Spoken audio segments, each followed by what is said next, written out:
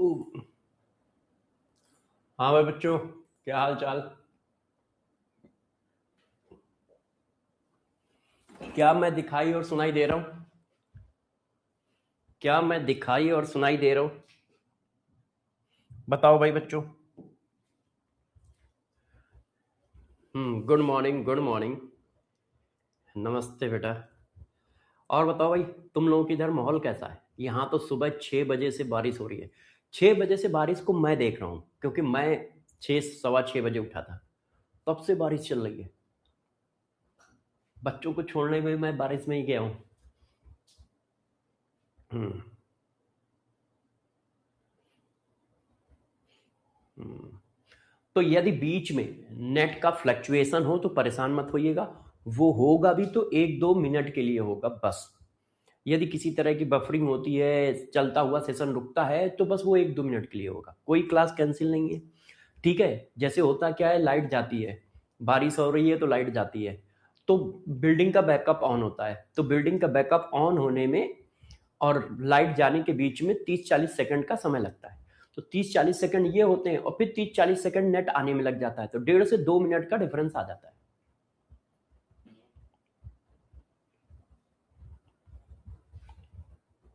Sir, आपने कौन से ऑफलाइन कोचिंग में पढ़ाया है?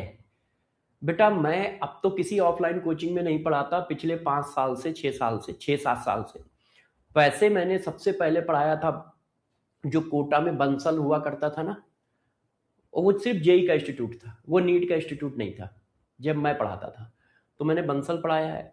वहीं पे एक जेई और एआई ट्रिपल का इंस्टीट्यूट होता था, कैरियर पॉइंट पढ़ाया है। ठीक है। फिर साउथ में नारायणा चलता है, जिसकी खूब अच्छी रैंक आती, नारायणा पढ़ाया है। और बाकी ऑनलाइन, बाकी ऑनलाइन। हम्म। हाँ। अरे वो तो हम ही लोगों ने स्टार्ट ही किया था।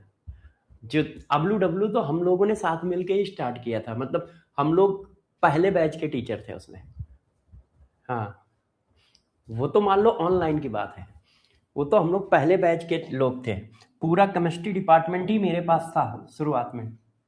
पूरा केमिस्ट्री डिपार्टमेंट मैं ही करता था, जितने देख रहे हो उसमें से सबको मैंने ही रखा है। वो सारे अच्छे टीचर है, ऐसा नहीं है। हम्म। हाँ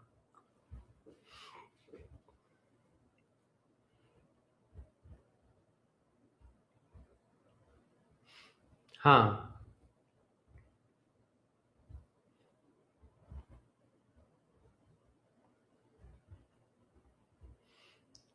अब ना बेटा, शुरुआत के 3 साल हैं, जब तक कंपनी यूनिकॉर्न नहीं बनी थी, तो यूनिकॉर्न बनने तक हम ही लोग थे, है ना। सबसे शुरुआत के लेक्चर देखोगे जाके ना, तो वो सब हमारे लोगों के ही पढ़े हैं, सारे lecture.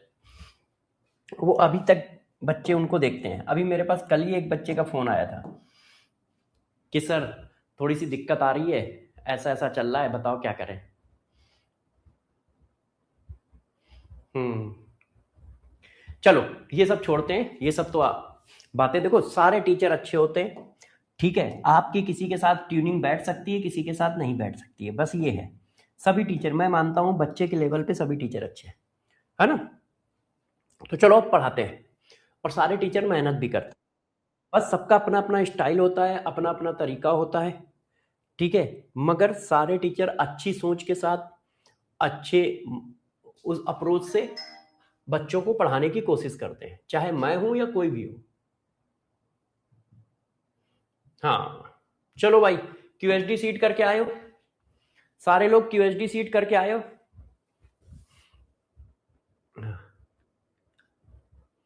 Today is my birthday. सभी बच्चे प्रिंस को हैप्पी बर्थडे बोल दें। प्रिंस एक बच्चा है, उसका आज बर्थडे है, लिखा है टुडे इज माई बर्थडे। तो हैप्पी बर्थडे बेटा प्रिंस। मेरी शुभकामनाएं तुम्हारे साथ हैं कि अगली बार जब इस समय हमारी तुम्हारी बात हो रही हो, तो तुम डॉक्टर बन चुके हो, तुम्हारे नंबर 600 से ऊपर हो, और तुम्हें एक जीएमसी मिल चुका हो। हम लोगों की यही कामनाएं हैं। क्यों भाई बच्चों? हम लोग यही विश करेंगे तुम्हारे लिए। हम्म। तो बहुत बहुत शुभकामनाएं प्रिंस बेटा तुम्हें। अब तुम सारे बच्चों को पार्टी जरूर दे देना, थैंक यू से काम नहीं चलेगा। क्यों भाई बच्चों? तो तुम लोग, जो भी बच्चा प्रिंस को जानता है वो दौड़ा दौड़ा के इससे पार्टी जरूर ले ले। अब इतनी महफिल में बर्थडे विश हुआ है तो यार पार्टी तो बनेगी ना। तो जो भी बच्चा प्रिंस को जानता है कहीं पर भी दिखे, जबरदस्ती उससे पार्टी ले ली जाए। चलो अब हम लोग अपने काम पे लगते हैं, ठीक है। जो हमारा मेन मुद्दा है और जो हमारा मेन फोकस है और जो मेरा फ्यूचर है उसको हम लोग बिल्कुल नहीं छोड़ेंगे। और वो क्या है? वो क्या है? नीट 2027 का एग्जाम। हाँ, मैंने कल यार बोला तो था कि लिक्विड सोल्यूशन चल रहा है, लिक्विड सोल्यूशन लगा रहने दो, मगर शायद उन लोगों ने ध्यान नहीं दिया। आज भी काइनेटिक्स लगा है, तो अभी मैं बोल दूंगा, है ना, अभी बता दूंगा। चलो सब लोग तैयार हो? क्यूएसडी सीट 6 करके आए हो? सारे बच्चे बताओ क्यूएसडी सीट नंबर 6 करके आए हो? और यदि आए हो तो फिर आ जाओ। पहला क्वेश्चन का आंसर बताओ आप लोग। पहले क्वेश्चन का आंसर बताइए, क्यूएसडी सीट नंबर 6, पहले क्वेश्चन का आंसर बताइए। पहले क्वेश्चन का आंसर बताओ। पहले क्वेश्चन का आंसर बताओ। आज सर मेरा भी बर्थडे था। फातिमा, सभी बच्चे फातिमा को भी विश कर दे। फातिमा बेटा हैप्पी बर्थडे।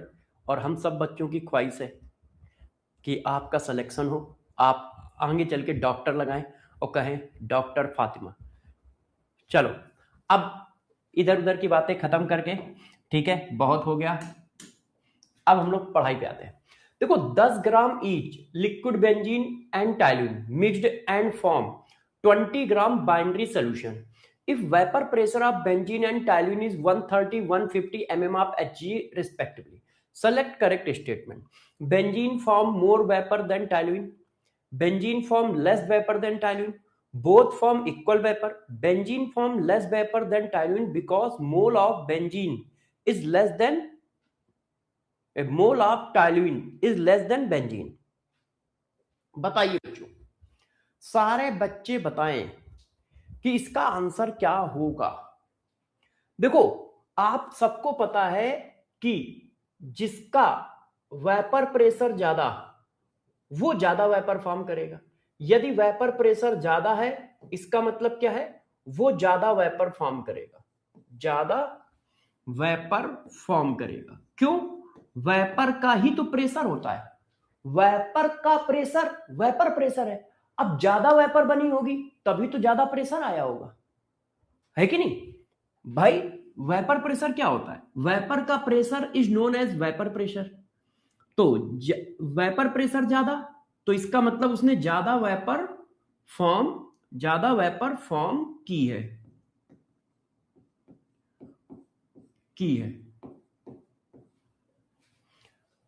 क्यों? वेपर का प्रेशर वेपर प्रेशर। अब यदि वेपर प्रेशर ज्यादा है तो इसका मतलब ज्यादा वेपर बनी होगी।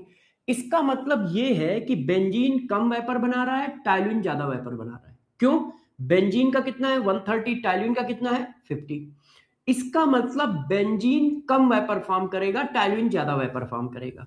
तो benzene form less vapour than toluene, benzene form less vapour than toluene, है ना। और इंडिविजुअल लिक्विड का वेपर प्रेशर, अरे यार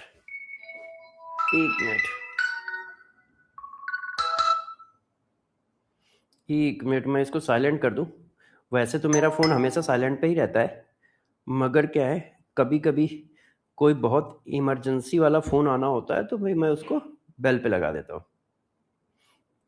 तो आज मुझे कुछ अपने बॉडी टेस्ट कराने थे तो मैंने इसको बेल पे लगा दिया था, क्योंकि वो सुबह सुबह वो लेने आता है ब्लड। हाँ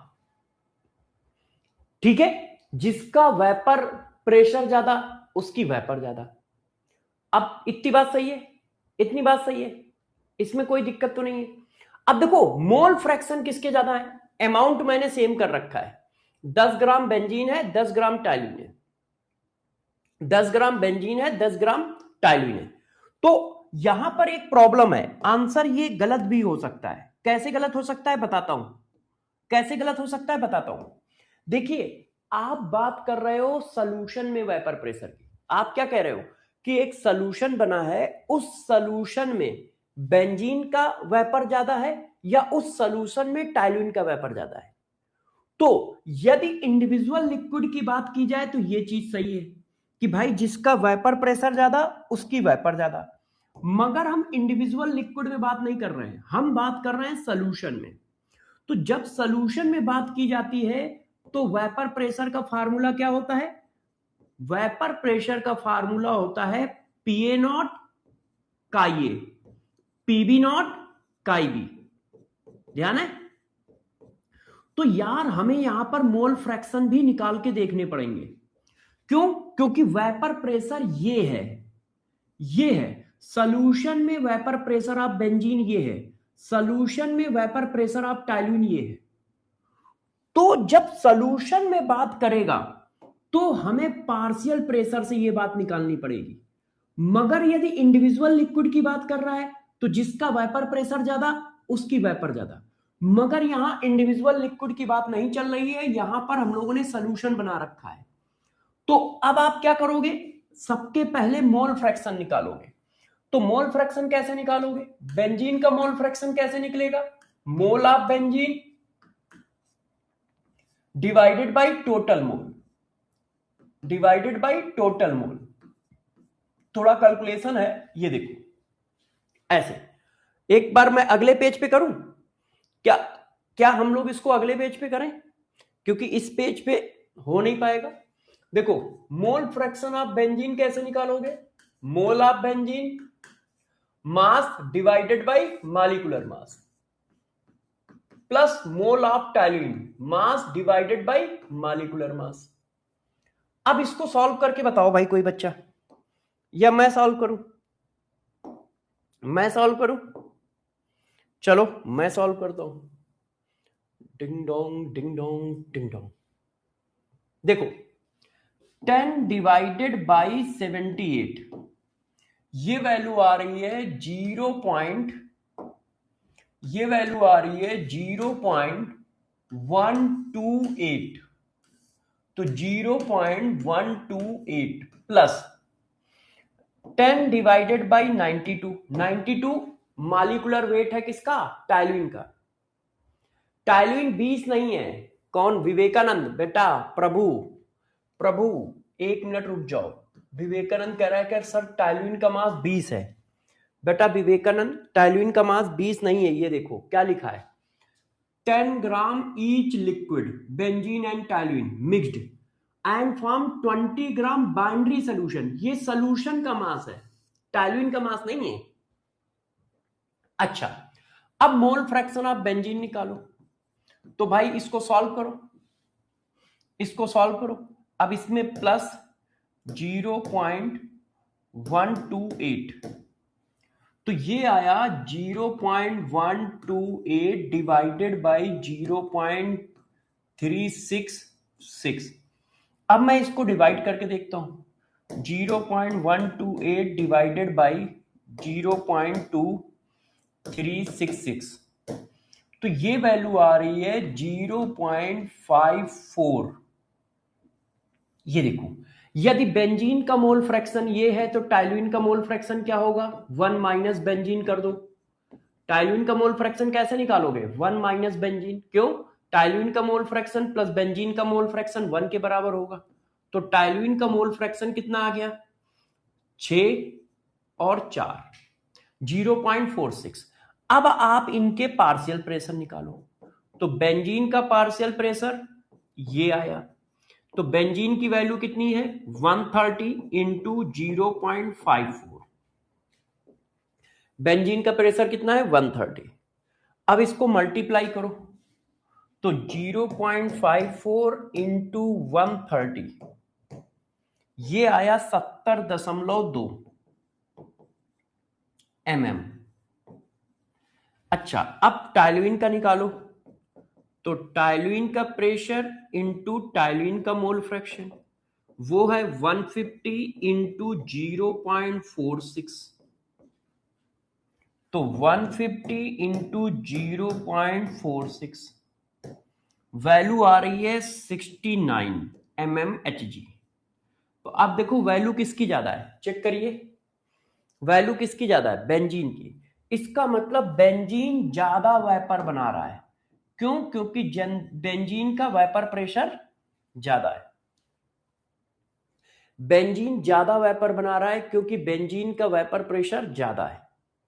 ये देखो टोटल वेपर प्रेशर किसका ज्यादा आ रहा है, बेंजीन का ज्यादा आ रहा है, इसलिए बेंजीन ज्यादा वेपर बना रहा है।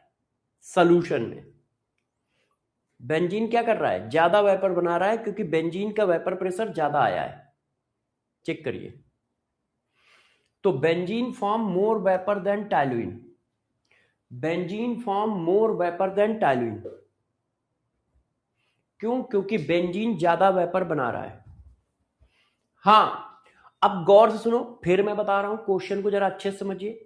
क्वेश्चन में कहा गया है कौन ज्यादा वेपर बनाएगा। मैंने कहा ठीक है, यदि इंडिविजुअल लिक्विड की बात चल रही होती तो जिसका वेपर प्रेशर ज्यादा है वो ज्यादा वेपर बनाएगा।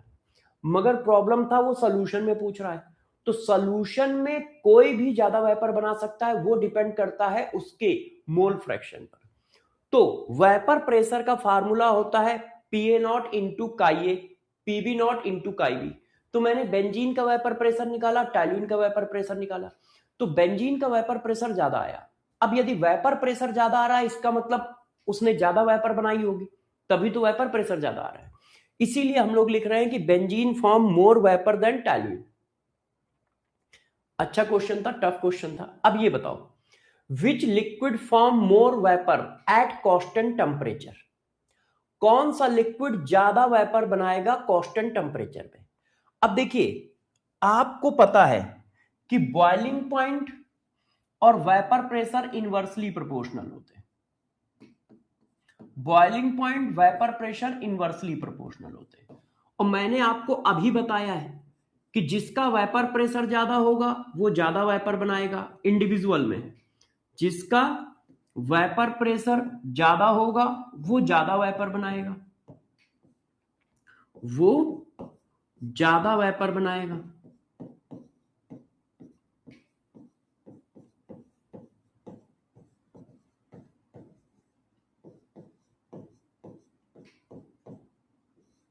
करेगा। अब बॉइलिंग पॉइंट किसका ज्यादा है, तो देखो बॉइलिंग पॉइंट क्या होता है, जब लिक्विड का वेपर प्रेशर और इंडिविजुअल वेपर प्रेशर क्या हो जाए, सेम हो जाए। लिक्विड का वेपर प्रेशर और एटमॉस्फेरिक प्रेशर सेम हो जाए। देखो एटमॉस्फेरिक प्रेशर की लाइन ये है, अब इसका लिक्विड ए का बॉइलिंग पॉइंट कितना है, ये है, ए का बॉइलिंग पॉइंट ये है, बी का बॉइलिंग पॉइंट क्या है, ये है, और सी का बॉइलिंग पॉइंट क्या है, ये है। तो सी का बॉइलिंग पॉइंट सबसे ज्यादा है तो वो सबसे कम वेपर बनाएगा, और ए का बॉइलिंग पॉइंट सबसे कम है तो वो सबसे ज्यादा वेपर बनाएगा। ए का बॉइलिंग पॉइंट सबसे कम है तो वो सबसे ज्यादा वेपर बनाएगा। तो सबसे ज्यादा वेपर किसकी फॉर्म होगी, ए की फॉर्म होगी। Next, solution A 6 gram urea in 90 gram water, solution B 3 gram urea in 45 gram water. Select correct statement. Delta TB of both solution is equal. अब देखो डेल्टा टीबी का मैंने फार्मूला पढ़ाया था कल, डेल्टा टीबी इक्वल टू के B into M. अब यार ये तो दोनों के लिए सेम है, क्यों, यहां पर भी सॉल्वेंट वाटर है, यहां पर भी सॉल्वेंट वाटर है, तो केबी की वैल्यू तो सेम होगी। तो डेल्टा टीबी किसका ज्यादा होगा, जिसकी मोलरिटी ज्यादा हो। डेल्टा टीबी किसका ज्यादा होगा, जिसकी मोलरिटी ज्यादा हो। अब मोलरिटी कैसे निकलेगी, mole of solute mass of solvent into 1000। Molarity का फार्मूला याद है, mole of solute mass of solvent into 1000। ये देखो, अब आप चेक करो तो ये दोनों की मोलरिटी सेम आ रही है, आप कर लो। देखिए दोनों की मोलरिटी सेम आ रही है, चेक करो। यदि मैं ऊपर 2 का मल्टीप्लाई करूं तो ये 6 हो जाएगा, अब नीचे भी 2 का मल्टीप्लाई करना पड़ेगा तो ये 90 हो जाएगा। तो सेम वैल्यू हो गई। देखो 1000 1000 सेम, 60 60 सेम। अब आपने ऊपर भी 2 का मल्टीप्लाई किया, नीचे भी 2 का मल्टीप्लाई किया, तो ऊपर 2 का मल्टीप्लाई किया तो ये 6 हो गया, नीचे 2 का मल्टीप्लाई किया हुआ 90 हो गया। इसका मतलब ये दोनों वैल्यू सेम है, इसका मतलब दोनों की मोलरिटी सेम है।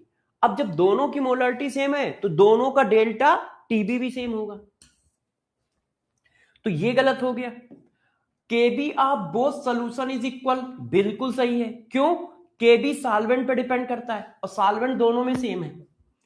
केबी सिर्फ सॉल्वेंट के नेचर पे डिपेंड करता है, सॉल्वेंट दोनों में सेम है, तो सॉल्वेंट सेम है तो केबी सेम होगा। अब डेल्टा टीबी जब बराबर है तो ये और ये तो गलत ही हो गए, तो ए और सी आंसर हो गया, मतलब ई आंसर हो गया। यस, ई आंसर सही है। नेक्स्ट, ये क्वेश्चन अच्छे से देखो और बताओ, ये सब डिफिनीशन बेस्ड क्वेश्चन है। Select incorrect statement. सबसे पहली बात, मुझे इनकरेक्ट स्टेटमेंट चाहिए, करेक्ट नहीं।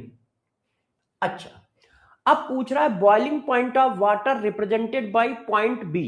पॉइंट बी कहां है? ये देखो, ऑस्मोटिक प्रेशर वेपर प्रेशर के बराबर हो जाएगा, उस जगह को बॉइलिंग पॉइंट कहेंगे, तो ये बॉइलिंग पॉइंट तो है, बिल्कुल सही बात है। पॉइंट बी बॉइलिंग पॉइंट को रिप्रेजेंट कर रहा है, करेक्ट है। मगर मुझे इनकरेक्ट चाहिए, ये तो ट्रू है। Boiling point of water represented by point C. Point C भी बॉइलिंग पॉइंट ऑफ वाटर को रिप्रेजेंट कर रहा है। क्यों रिप्रेजेंट कर रहा है?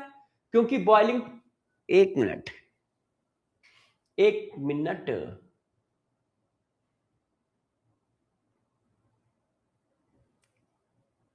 Boiling point of water B और boiling point of water C. अच्छा, हम्म,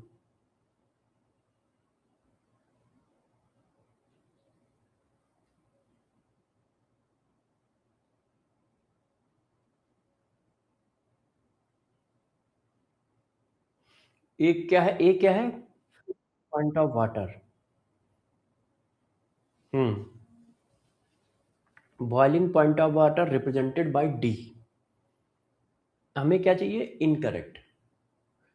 हाँ, जरा गौर से देखो, इस जगह पे खेल है, इस जगह पे खेल है भाई। क्वेश्चन बनाते समय कुछ गड़बड़ हो गया है। हम्म, ठीक है, नहीं नहीं सही है। Boiling point of water is represented by B. Boiling point of water is, नहीं यार, गड़बड़ है। देखो क्या गड़बड़ है, बताता हूं, आप बताता हूं। इस क्वेश्चन को ड्रा करने में दिक्कत आई है, मतलब मैंने जो ड्रा किया है ना, वहां पे गड़बड़ किया है। क्या किया है बताता हूं, ये मेरी गलती है, आपकी नहीं है, बताता हूं क्यों। देखो, ये भी लिक्विड है, वाटर है, ये भी वाटर है, दोनों वाटर है, तो यार वाटर का बॉइलिंग पॉइंट होगा तो एक ही ना भाई। वाटर का बॉइलिंग पॉइंट 100 डिग्री सेंटीग्रेड है, तो होगा तो 100 ही। अब आप कह रहे हो वाटर का बॉइलिंग पॉइंट बी भी है और वाटर का बॉइलिंग पॉइंट सी भी है, तो बी और सी की वैल्यू सेम तो नहीं है? बी और सी की वैल्यू सेम तो नहीं है? होनी चाहिए सेम, है ना, होनी चाहिए सेम। तो बी और सी की वैल्यू सेम तो नहीं है ना, तो इस वजह से क्वेश्चन में थोड़ा सा चेंजेस करता हूं, नहीं तो थ्योरेटिकल ये थोड़ा सा गलत हो रहा है, इसको मैं थोड़ा चेंज करता हूं, है ना, ऑप्शन चेंज करता हूं। हमें क्या निकालना है? इनकरेक्ट। तो इनकरेक्ट फिर एक से ज्यादा हो जाएंगे, इनकरेक्ट एक से ज्यादा हो जाएंगे। Boiling point of water is not represented by D, is not represented by D. ये देखो, तो मैंने थोड़ा करेक्शन किया है क्वेश्चन में। Boiling point of water is not represented by D, तो बिल्कुल सही बात है। बॉइलिंग पॉइंट वो पॉइंट होता है जब लिक्विड का वेपर प्रेशर एटमॉस्फेरिक प्रेशर के बराबर हो जाए। एटमॉस्फेरिक प्रेशर की लाइन ये है, तो ये वाला कट बॉइलिंग पॉइंट होगा, ये वाला तो नहीं होगा, तो ये तो गलत है ना। तो ये, तो boiling point of water is not represented by D, तो ये स्टेटमेंट सही हो गया, बिल्कुल सही कह रहा है। Boiling point of water represented by C, तो ये भी सही है, ये भी ट्रू स्टेटमेंट है। ट्रू स्टेटमेंट क्यों है? ये देखो, ये देखिए, बॉइलिंग पॉइंट ऑफ वाटर, ये ट्रू स्टेटमेंट है। क्यों? Vapour pressure of liquid, vapour pressure of liquid atmospheric pressure के बराबर है। तो vapour pressure of liquid atmospheric pressure के बराबर होगा तो बॉइलिंग पॉइंट होगा, तो ये भी ट्रू है। Freezing point of water represented by A. अब ए क्या है? ये देखो, जहां पर लिक्विड का वेपर प्रेशर और सॉलिड का वेपर प्रेशर, ये लाइन सॉलिड की है, तो सॉलिड का वेपर प्रेशर और ये लाइन लिक्विड की है। जहां पर सॉलिड का वेपर प्रेशर और लिक्विड का वेपर प्रेशर बराबर हो जाता है वो फ्रीजिंग पॉइंट होता है। तो ए फ्रीजिंग पॉइंट है, ये भी सही है, तो ये भी ट्रू हो गया। Freezing point of water represented by D, तो ये रॉन्ग है और रॉन्ग आंसर हो गया। क्यों? यदि ए फ्रीजिंग पॉइंट है तो डी फ्रीजिंग पॉइंट नहीं हो सकता है, डी फ्रीजिंग पॉइंट नहीं हो सकता है ना। तो डी क्या है? फ्रीजिंग पॉइंट नहीं है। डी हमारा फ्रीजिंग पॉइंट नहीं है क्योंकि ए फ्रीजिंग पॉइंट है। और डी क्यों फ्रीजिंग पॉइंट नहीं है? यहां पर सिर्फ लिक्विड का वेपर प्रेशर है। क्या यहां पर लिक्विड का वेपर प्रेशर सॉलिड के वेपर प्रेशर के बराबर हो रहा है? नहीं हो रहा है। तो आंसर क्या होगा? डी, है ना। आप क्वेश्चन में ये करेक्शन कर लेना। नेक्स्ट, अब इसको बताओ, arrange increasing order of boiling point of given aqueous solution. अब देखो, सॉल्यूशन एक्स का कंसंट्रेशन दिया है, सॉल्यूशन वाई का दिया है, सॉल्यूशन जेड का दिया है। तो हमारा फार्मूला है डेल्टा टीबी इक्वल टू के बी इंटू एम। अब सारे के सारे सॉल्यूशन कैसे हैं? इक्वस। तो जब इक्वस सॉल्यूशन है तो ये तो कांस्टेंट हो गया। तो जिसका कंसंट्रेशन ज्यादा उसका डेल्टा टीबी ज्यादा। अब हमसे डेल्टा टीबी थोड़ी पूछ रहा है। डेल्टा टीबी तो क्या होता है? Elevation in boiling point. तो क्या हमसे एलिवेशन इन बॉइलिंग पॉइंट पूछ रहा है? नहीं, हमसे पूछ रहा है बॉइलिंग पॉइंट। तो देखो, डेल्टा टीबी इक्वल टू होता है boiling point of solution minus boiling point of solvent. तो सॉल्वेंट का बॉइलिंग पॉइंट तो सबका सेम है, क्यों? सब वाटर है। तो जिसका डेल्टा टीबी ज्यादा होगा उसका सॉल्यूशन का बॉइलिंग पॉइंट भी ज्यादा होगा। क्यों? क्योंकि ये तो कांस्टेंट वैल्यू है भाई। तीनों सॉल्यूशन के लिए बॉइलिंग पॉइंट ऑफ सॉल्वेंट तो सेम ही रहेगा। तो यदि किसी का ये ज्यादा है इसका मतलब ये ज्यादा है। तो बॉइलिंग पॉइंट ऑफ सॉल्यूशन और डेल्टा टीबी एक दूसरे के डायरेक्टली प्रोपोर्शनल होते हैं। बॉइलिंग पॉइंट ऑफ सॉल्यूशन और डेल्टा टीबी एक दूसरे के डायरेक्टली प्रोपोर्शनल होते हैं। तो जब डेल्टा टीबी कंसंट्रेशन के प्रोपोर्शनल है तो बॉइलिंग पॉइंट ऑफ सॉल्यूशन भी कंसंट्रेशन के डायरेक्टली प्रोपोर्शनल होगा। इसका मतलब जिसका कंसंट्रेशन ज्यादा उसका बॉइलिंग पॉइंट ज्यादा। अब कंसंट्रेशन किसका ज्यादा है? सबसे ज्यादा जेड का, फिर किसका है? वाई का, फिर किसका है? एक्स का। तो सबसे ज्यादा जेड का है, फिर वाई का है, फिर एक्स का है। तो आंसर क्या होगा? बी।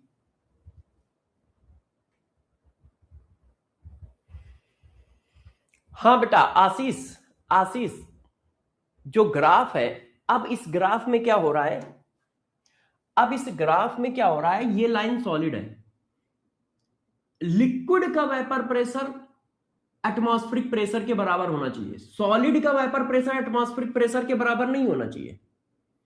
अब क्या है? ये भाई सॉलिड की लाइन है, तो सॉलिड का एटमॉस्फेरिक प्रेशर, सॉलिड का वेपर प्रेशर एटमॉस्फेरिक प्रेशर के बराबर है, तो ये बॉइलिंग पॉइंट थोड़ी हुआ। लिक्विड का वेपर प्रेशर, लिक्विड का वेपर प्रेशर एटमॉस्फेरिक प्रेशर के बराबर है तो बॉइलिंग पॉइंट है, तो ये बॉइलिंग पॉइंट है। और ये देखो सॉलिड की लाइन है, ये सॉलिड की लाइन है। तो सॉलिड का वेपर प्रेशर यदि एटमॉस्फेरिक प्रेशर के बराबर है तो बॉइलिंग पॉइंट थोड़ी हुआ, है ना। क्लियर है सबको? इतनी बात सबको क्लियर हो गई? चलो अब सब लोग अपने अपने आंसर बताओ, किसके कितने सही हैं, किसके कितने सही हैं। फिर मैं कल के आगे का काम चालू करता हूं। किसके कितने क्वेश्चन सही हैं?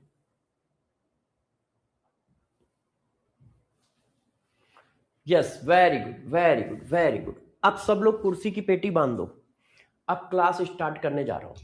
कल हमने फ्रीजिंग पॉइंट ऑफ सॉल्यूशन और फ्रीजिंग पॉइंट ऑफ लिक्विड पढ़ाया था। Freezing point of pure liquid पढ़ा दिया था।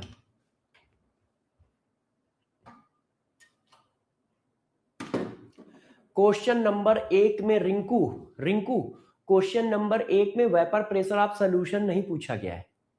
क्वेश्चन नंबर 1 में पूछा गया है किसकी वेपर ज्यादा बनेगी। वेपर प्रेशर ऑफ सॉल्यूशन कहां पूछा गया है? क्वेश्चन नंबर 1 में, है ना। अच्छा, अब आ जाओ सब लोग, गौर से समझो। मैंने कल पढ़ाया freezing point of pure liquid, कि प्योर लिक्विड का फ्रीजिंग पॉइंट क्या होगा। तो प्योर लिक्विड का फ्रीजिंग पॉइंट मैंने बताया कि जब उस लिक्विड के सॉलिड का वेपर प्रेशर उसी लिक्विड के वेपर प्रेशर के बराबर हो जाएगा। जब उस लिक्विड के सॉलिड फेज का वेपर प्रेशर उस लिक्विड के लिक्विड फेज के वेपर प्रेशर के बराबर हो जाएगा, उस समय जो टेम्परेचर होगा उसको फ्रीजिंग पॉइंट बोला जाएगा।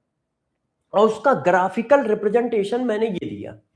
देखो, ये सॉलिड लाइन है और ये लिक्विड लाइन है, और वाई एक्सेस पे क्या है? Vapour pressure. एक्स एक्सेस पे क्या है? टेम्परेचर। तो सॉलिड का वेपर प्रेशर बढ़ रहा है, बढ़ रहा है, बढ़ रहा है, बढ़ रहा है।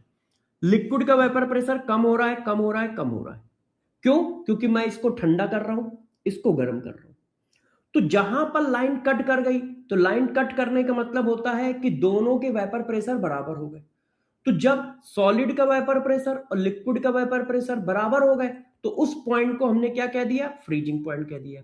Freezing point of pure liquid मतलब फ्रीजिंग पॉइंट ऑफ सॉल्वेंट। अब बच्चों ने क्या कहा? बच्चों ने कहा सर अब हम बनाने जा रहे हैं सॉल्यूशन। अब हम क्या बनाने जा रहे हैं? सॉल्यूशन। तो बच्चों ने अब सॉल्यूशन बनाना स्टार्ट किया। कैसे? उसमें नॉन वोलेटाइल सॉल्यूट मिला दिया। अब नॉन वोलेटाइल सॉल्यूट मिलाने से देखो क्या क्या हुआ होगा, गौर से सुनते जाइएगा। जब आप नॉन वोलेटाइल सॉल्यूट मिलाओगे तो वेपर प्रेशर क्या होगा? डिक्रीज कर जाएगा, है ना। ये हम पीछे पढ़ चुके हैं कि प्योर सॉल्वेंट का वेपर प्रेशर ज्यादा होता है, सॉल्यूशन का वेपर प्रेशर कम होता है जब नॉन वोलेटाइल सॉल्यूट मिला दो। हाँ, तो यदि वेपर प्रेशर कम हो गया तो गौर सुनना, सॉल्यूशन का वेपर प्रेशर कम है। हाँ, तो अब आप क्या कर रहे हो? अब आप सॉल्यूशन का वेपर प्रेशर की लाइन कहां से आएगी? सॉल्यूशन कैसा है? लिक्विड है। तो इसका मतलब ये सॉल्वेंट की लाइन है, तो सॉल्यूशन की लाइन इसके नीचे से आएगी। हाँ या ना बताओ बस मुझे। देखो, सॉल्यूशन का वेपर प्रेशर सॉल्वेंट के वेपर प्रेशर से कम है। क्यों? क्योंकि नॉन वोलेटाइल सॉल्यूट मिलाने से वेपर प्रेशर डिक्रीज करता है। इसका मतलब हुआ कि सॉल्यूशन की लाइन जो होगी वो लिक्विड सॉल्वेंट की लाइन के नीचे से आएगा। क्यों? क्योंकि वर्टिकल लाइन वेपर प्रेशर है। वर्टिकल लाइन वेपर प्रेशर है। यदि लाइन ऊपर से जाएगी तो वेपर प्रेशर सॉल्यूशन का ज्यादा हो जाएगा और सॉल्वेंट का कम हो जाएगा। और यदि लाइन नीचे से जाएगी तो सॉल्यूशन सॉल्वेंट का वेपर प्रेशर ज्यादा और सॉल्यूशन का कम। तो ये बात सबको कंफर्म हुई कि सॉल्यूशन की लाइन नीचे से जाएगी सॉल्वेंट के। इतनी बात कंफर्म है तो खेल खत्म है, फिर खेल खत्म है। बस इतना बताओ मुझे, ये बात सबको समझ में आ गई?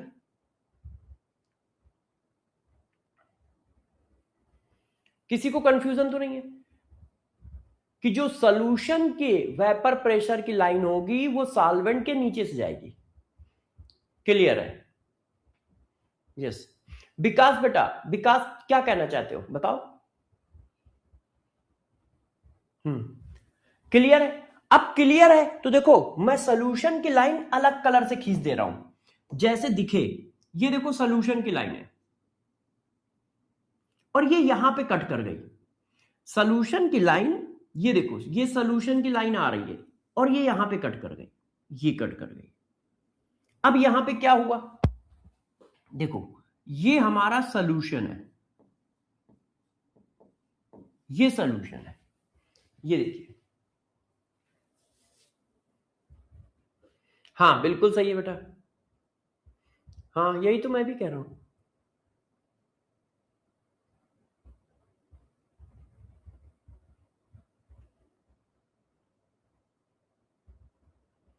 अरे प्रभु, प्रभु, कहां साल लिक्विड का वेपर प्रेशर ज्यादा होगा और ज्यादा है।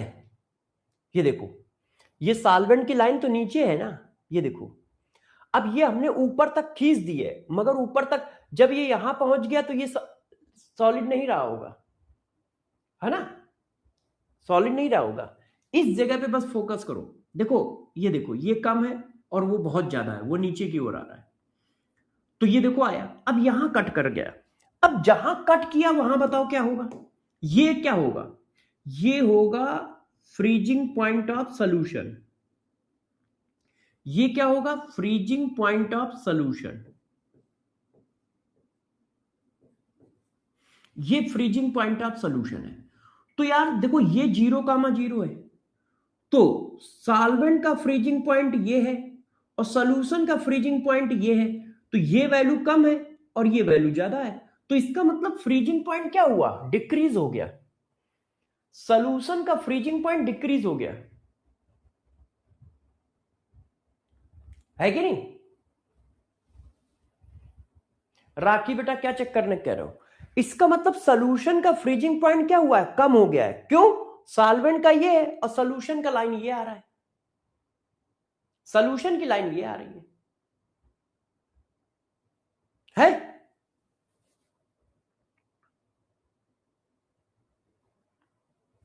सर टीएफ के नीचे क्या लिखा है? टीएफ के नीचे सॉल्यूशन लिखा है। लाओ मैं लिख देता हूं फिर से, एक मिनट, यहां पे थोड़ा और साफ साफ लिख देता हूं। ये सॉल्यूशन है, ये सॉल्वेंट है। TF of solvent, TF of solution, और इधर टेम्परेचर है, एक्स एक्सिस पे टेम्परेचर है, ये टेम्परेचर एक्स एक्सिस पे। ये देखो, अब इससे आपको क्या पता चलता है? तो गौर से देखो, इससे हमें एक बात पता चल गई कि यार जो फ्रीजिंग पॉइंट ऑफ सॉल्यूशन है वो कम है और फ्रीजिंग पॉइंट ऑफ सॉल्वेंट जो है वो ज्यादा है। अब कम को क्या कहेंगे भाई? लोग पूछेंगे ना कितना कम है, लोग पूछेंगे कितना कम है, तो कितना कम है? इतना कम है। इन दोनों का डिफरेंस ये इतना कम है, इसको नाम दे दिया गया डेल्टा टीएफ। इसको क्या नाम दे दिया गया? Delta TF. डिफरेंस को, ये जो डिफरेंस है इसको नाम दे दिया गया डेल्टा टीएफ। और ये डेल्टा टीएफ कितना होगा?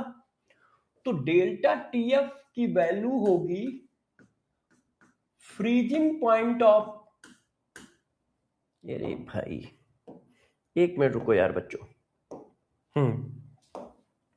Freezing point of solvent minus freezing point of solution.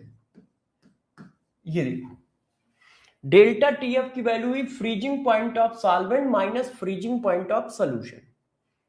और इस डेल्टा टीएफ का नाम क्या रख दिया गया? भाई कम हो रहा है, कम होने को हमने क्या नाम दिया? Dispersion, depression, depression of freezing point. इसको हम लोगों ने क्या नाम दिया बच्चों? Depression of freezing point.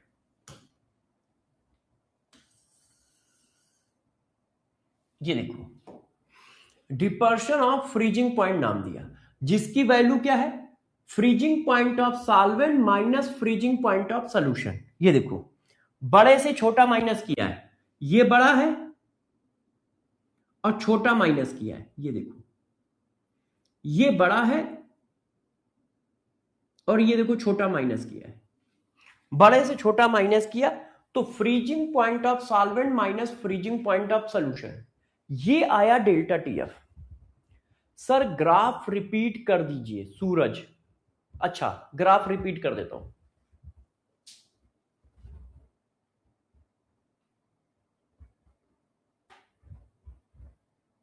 अच्छा ठीक है, देखो कुछ बच्चों को ये ग्राफ थोड़ा समझने में दिक्कत आ रही है ना? तो इस ग्राफ को मैं एक अलग पेज पे थोड़ा बना देता हूं।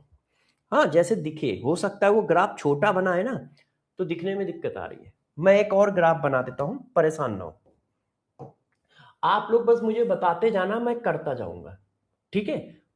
आप जो कहोगे मैं वही करूंगा, बस आप मुझे बताते जाना और सही बताना। सही बताना भाई, गलत मत बताना। चलो अब मैं ग्राफ बनाता हूं, देखो भाई सब लोग। देखो बच्चों, इधर है वेपर प्रेशर, ठीक है, इधर है टेम्परेचर। यहां क्लियर है? अच्छा, अब मैं एक सॉल्वेंट की लाइन बना रहा हूं, सॉलिड सॉल्वेंट। तो सॉलिड सॉल्वेंट की लाइन ये हो गई, देखो ये सॉलिड सॉल्वेंट है और ये देखो बढ़ता जा रहा है। सॉलिड सॉल्वेंट की लाइन ये हो गई। ये किसकी लाइन है? ये हमारी लाइन है सॉलिड सॉल्वेंट के वेपर प्रेशर की, सॉलिड सॉल्वेंट के वेपर प्रेशर की। ये देखिए यहां पे कोई कंफ्यूजन? आप टेम्परेचर बढ़ा रहे हो तो वेपर प्रेशर बढ़ रहा है, टेम्परेचर बढ़ा रहे हो वेपर प्रेशर बढ़ रहा है। लाइन ऐसे जा रही है, नीचे से ऊपर की ओर जा रही है। क्यों? हम इसका टेम्परेचर बढ़ा रहे हैं, हम इसका टेम्परेचर बढ़ा रहे हैं तो इसकी वेपर बढ़ रही है, वेपर बढ़ रही है तो वेपर का प्रेशर बढ़ रहा है ना? ये देखो क्लियर है ये लाइन? हाँ, अब हम ले रहे हैं लिक्विड। अब लिक्विड की लाइन नीचे की ओर आएगी ऐसे, थोड़ा और ऐसे। अब ये क्या है? ये है सॉल्वेंट लिक्विड, सॉल्वेंट लिक्विड। ये देखो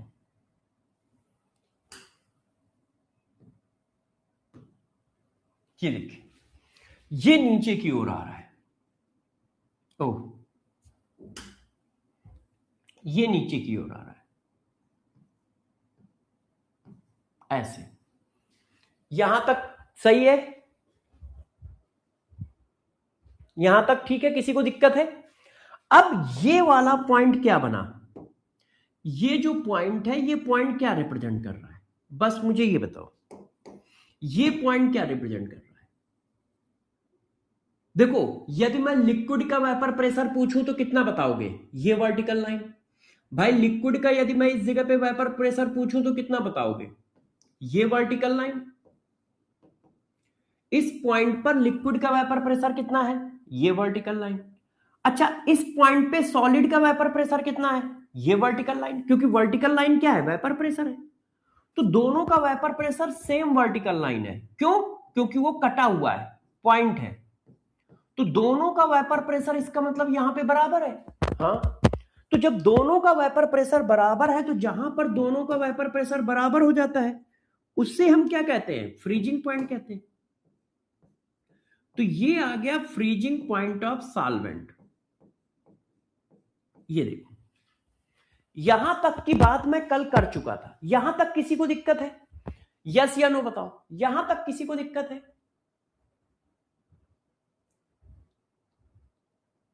नो, यस। रिंकू दिक्कत है कि दिक्कत नहीं है? अरे प्रभु, वहां तक पहुंचा ही कहां हूं अंसारी, अभी वहां तक पहुंचने तो दो। ओके, अच्छा नहीं दिक्कत है, ठीक है। अब मैंने क्या किया? अब मैंने मिला दिया क्या? सलूट। तो जब आप सलूट मिला दोगे तो सॉल्यूशन बन जाएगा। अब सॉल्यूशन बनने पर क्या होता है? वेपर प्रेशर ऑफ सॉल्यूशन जो होता है वो सॉल्वेंट से कम होता है। आप पीछे पढ़ चुके हो, लोअरिंग इन वेपर प्रेशर। तो वेपर प्रेशर ऑफ सॉल्यूशन जो होगा, वेपर प्रेशर ऑफ सॉल्वेंट से कम होगा। और ये भी लिक्विड है, ये भी लिक्विड है। देखो ये सॉल्यूशन कैसा है? लिक्विड।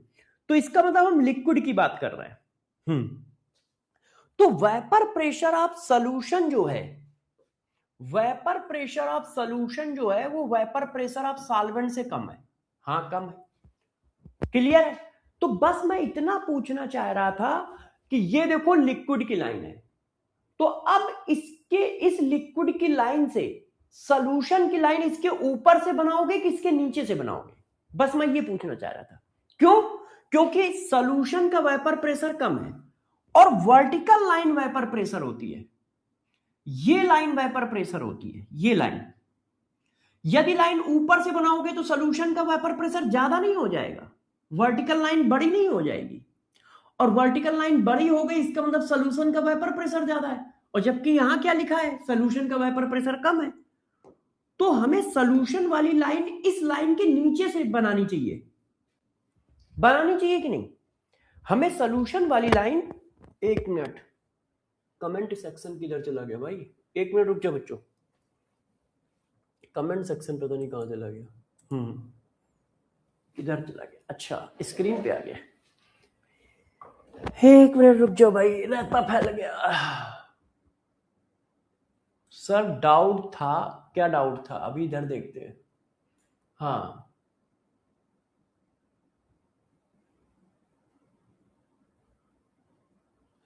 आपने सोल्यूशन का वेपर प्रेशर ज्यादा लिख दिया है, अच्छा, ओ साइन गलत बना है, साइन गलत बना है।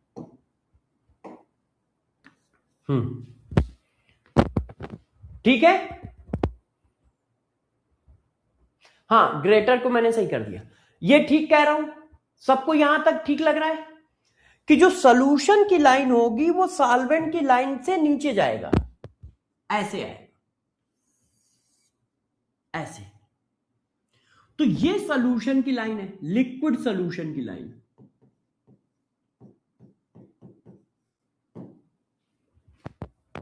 हाँ, अब ये कहां कट कर रही है, यहां पे कट कर रही है, तो ये वाला पॉइंट क्या हो गया,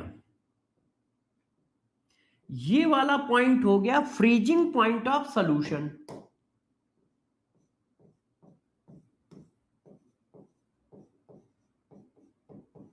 क्यों, यहां पे क्या हुआ है, यहां पे ये हुआ है सॉलिड का वेपर प्रेशर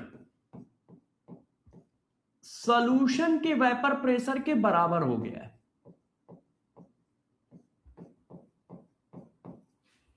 सॉलिड का वेपर प्रेशर सॉल्यूशन के वेपर प्रेशर के बराबर हो गया है, तो हम इसको क्या बोलेंगे, फ्रीजिंग पॉइंट ऑफ सॉल्यूशन बोलेंगे।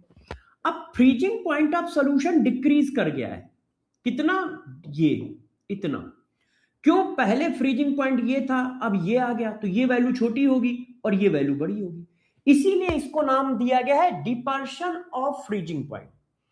और डिपर्शन ऑफ फ्रीजिंग पॉइंट का मतलब क्या होता है, कितना कितना फ्रीजिंग पॉइंट डिक्रीज हो गया है, डिक्रीज हो गया है, कितना फ्रीजिंग पॉइंट डिक्रीज हो गया है नॉन वैलेटाइल सॉल्यूट मिलाने से, नॉन वैलेटाइल सॉल्यूट मिलाने से,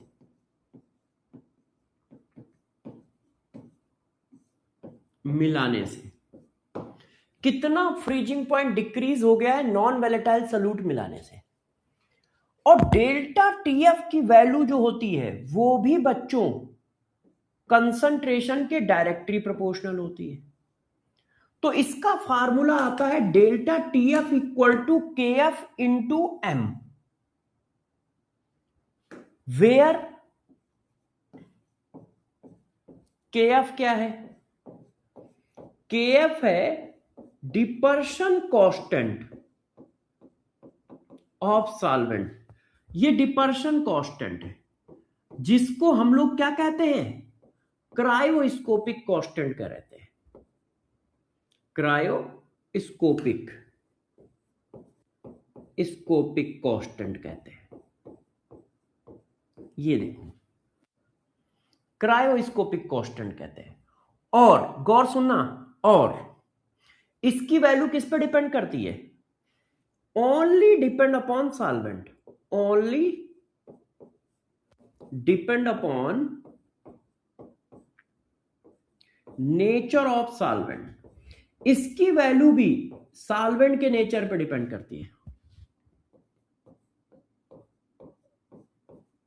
नेचर ऑफ सॉल्वेंट। ये देखो इसकी वैल्यू भी नेचर ऑफ सॉल्वेंट पे डिपेंड करती है और किसी पे डिपेंड नहीं करती।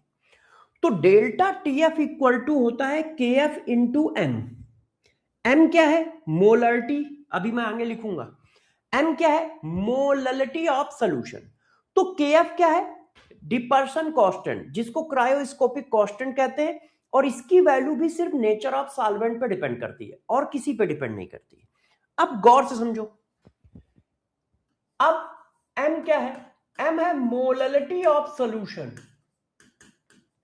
Molality of solution, solution. ये देखो, अब गौर से सारे बच्चे मेरी बात को सुनेंगे।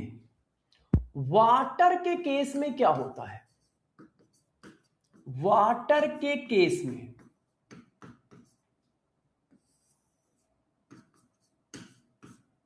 देखो, वाटर के केस में क्या होता है? वाटर का फ्रीजिंग पॉइंट कितना है? 0 डिग्री सेंटीग्रेड, मतलब 273 केल्विन। हाँ, तो प्योर वाटर का फ्रीजिंग पॉइंट 0 डिग्री सेंटीग्रेड है, तो वाटर के सॉल्यूशन का फ्रीजिंग पॉइंट क्या होगा? Equal solution of water.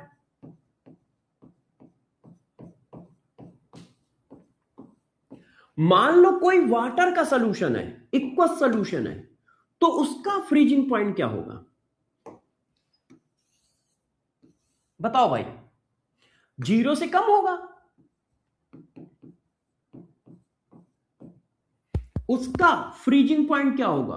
उसका फ्रीजिंग पॉइंट 0 से कम होगा। क्यों? क्योंकि सॉल्यूशन का फ्रीजिंग पॉइंट, सॉल्यूशन का फ्रीजिंग पॉइंट, सॉल्यूशन का फ्रीजिंग पॉइंट सॉल्वेंट के फ्रीजिंग पॉइंट से कम होता है। देखो, आपने खुद कहा है, ये देखो, ये देखो कि सॉल्यूशन का फ्रीजिंग पॉइंट जो है वो सॉल्वेंट के फ्रीजिंग पॉइंट से कम है। तो वाटर के केस में क्या होगा? वाटर का फ्रीजिंग पॉइंट 0 है, तो freezing point of aqueous solution क्या होगा? 0 से कम। इसका मतलब freezing point of aqueous solution negative value होगी। Freezing point of aqueous solution कैसी वैल्यू होगी? निगेटिव वैल्यू होगी। क्यों? 0 से कम क्या आएगा? निगेटिव आएगा ना। Freezing point of aqueous solution कैसी वैल्यू होगी? निगेटिव वैल्यू होगी। ये देखो, निगेटिव वैल्यू होगी। बात समझ में आई कि नहीं? ये बताओ, ये सिर्फ वाटर के केस में है, बाकी किसी का फ्रीजिंग पॉइंट क्या होता है हमें क्या पता? किसी दूसरे सॉल्वेंट का फ्रीजिंग पॉइंट क्या होता है हमें क्या पता? मान लो किसी सॉल्वेंट का फ्रीजिंग पॉइंट 10 डिग्री सेंटीग्रेड है, तो उसके सॉल्यूशन का फ्रीजिंग पॉइंट तो 10 से कम होगा, तो वो 8 हो सकता है, 9 हो सकता है, 6 हो सकता है, 4 हो सकता है। तो वो निगेटिव क्यों होगा? वो निगेटिव भी हो सकता है, पॉजिटिव भी हो सकता है। मगर वाटर का फ्रीजिंग पॉइंट 0 होता है, तो हमें यह कंफर्म है कि वाटर का फ्रीजिंग पॉइंट यदि 0 है तो वाटर के इक्वस सॉल्यूशन, किसी भी इक्वस सॉल्यूशन का फ्रीजिंग पॉइंट निगेटिव आएगा। क्यों? क्योंकि वो 0 से कम आएगा, और 0 से कम वैल्यू क्या है? निगेटिव है। 0 से कम वैल्यू क्या है? निगेटिव। सर गलत लिखा आपने, कहां गलत लिख गया है? अरे अच्छा, अरे यार, ये साइन गलत लगा है, साइन गलत लगा है, साइन गलत लगा था। ये बात समझ गए सब लोग? इतनी बात सब लोग समझ गए कि नहीं समझ गए? अच्छा, अब समझ गए तो जरा गौर से मेरी बात को समझिएगा। इधर देखो, आपने लिखा है delta TF equal to freezing point of solvent minus freezing point of solution. तो मैंने लिखा कि delta TF equal to freezing point of solvent minus freezing point of solution. बच्चों ने कहा हां। अब ये वैल्यू तो कांस्टेंट है। हाँ, क्यों? अरे किसी प्योर लिक्विड का तो फ्रीजिंग पॉइंट कांस्टेंट होता है, तो यदि ये वैल्यू डिक्रीज करेगी तो ये वैल्यू क्या होगी? इंक्रीज। क्यों? अरे यार, ये माइनस वाली वैल्यू है ना, माइनस वाली वैल्यू कम होती जाएगी तो ये वैल्यू बढ़ती चली जाएगी। न्यूमेरिकल वैल्यू चेक करो, ऐसे है। मान लो वाटर 273 केल्विन है, अब सॉल्यूशन का फ्रीजिंग पॉइंट 270 हो गया, तो डिफरेंस कितना आया? 3। अब मान लो सॉल्यूशन का फ्रीजिंग पॉइंट 260 हो गया, तो डिफरेंस कितना आया? 13। अब मान लो सॉल्यूशन का फ्रीजिंग पॉइंट 250 हो गया, तो ये कितना आया? 23। ये देखो, तो देखो ये कम होता चला जा रहा है और ये देखो बढ़ता चला जा रहा है। देखो,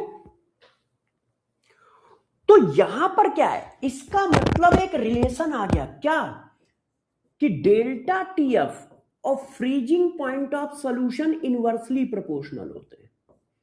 डेल्टा टीएफ और freezing point of solution inversely proportional होते हैं, जबकि डेल्टा टीबी और boiling point of solution directly proportional होते हैं। देखो ये इनवर्सली प्रोपोर्शनल आया, जबकि बॉइलिंग पॉइंट कैसा आया था, डायरेक्टली प्रोपोर्शनल आया था,